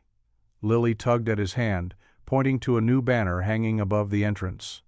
Hearth, Hammer Community Innovation Center. Marcus nodded, remembering the day the board had approved the expanded vision. The factory still produced its core products, but now one wing housed a state-of-the-art robotics training facility. The program, designed to be fully accessible to deaf students and veterans, was already gaining national attention. They continued their walk, passing neighbors who waved or signed greetings. Old Mr. Prentice Peterson, who'd once complained about the factory noise, now proudly displayed an ASL peace sign in his front window. The Thompson kids practiced fingerspelling as they jumped rope on their front lawn. At home, Marcus loosened his tie while Lily changed out of her school uniform. Their kitchen table, the same one where they'd shared takeout with Eleanor during those tense deal negotiations, was bathed in warm afternoon light. A stack of colorful origami paper waited in the center, alongside a bowl of fresh fruit and Lily's after-school snack. "Homework first," Marcus signed, raising an eyebrow. Lily's dramatic sigh needed no translation, but she pulled out her math workbook. Marcus sat beside her, reviewing spreadsheets on his tablet while she worked. His new position as Director of Community Integration meant he could be home for moments like these: homework, snacks, and the quiet comfort of simply being present. When Lily finished her last problem, she pushed the workbook aside with flourish. "Crane time?" she signed, hopefully. Marcus smiled, setting his tablet aside. They began folding paper cranes together, a ritual they'd adopted since Mrs. Washington first shared the practice. Lily's fingers moved with increasing confidence, creasing sharp lines and making precise folds. Her cranes had evolved from wobbly attempts to elegant creations that rivaled the original she'd received from Mrs. Washington's robot. As they worked, Lily's hands paused. She set down her half-finished crane and signed thoughtfully. "Daddy, remember when you used to rush to work every morning?" Marcus nodded, his own crane folding slowing as he gave her his full attention. "Now you're home more, and people at school learn our language. And the community center is full of friends." Her signs flowed with emotion. "We're heard, Daddy." Really heard. Marcus felt tears prick at his eyes, but his hands remained steady as he signed back. "Yes, sweetheart. We are." Lily reached for a new sheet of paper, bright blue, like her favorite dress, and began folding with purpose. Her finished crane joined dozens of others hanging from a mobile above their table, cranes of every color, turning gently in the breeze from the open window, catching the late afternoon sun. Together, father and daughter sat at their kitchen table, their hands moving in the familiar patterns of origami and sign language, a symphony of silent communication that spoke volumes about belonging, about being heard, about being together. What would you do if you were in their place? Comment your answer below, and let's see how you'd rewrite the ending. If you thought this was just the beginning, you're right. Click through and see where the story takes you next. If you enjoyed the story of Marcus Reed, I handpicked the next story that you will enjoy. Please don't miss this one. Click here to watch it.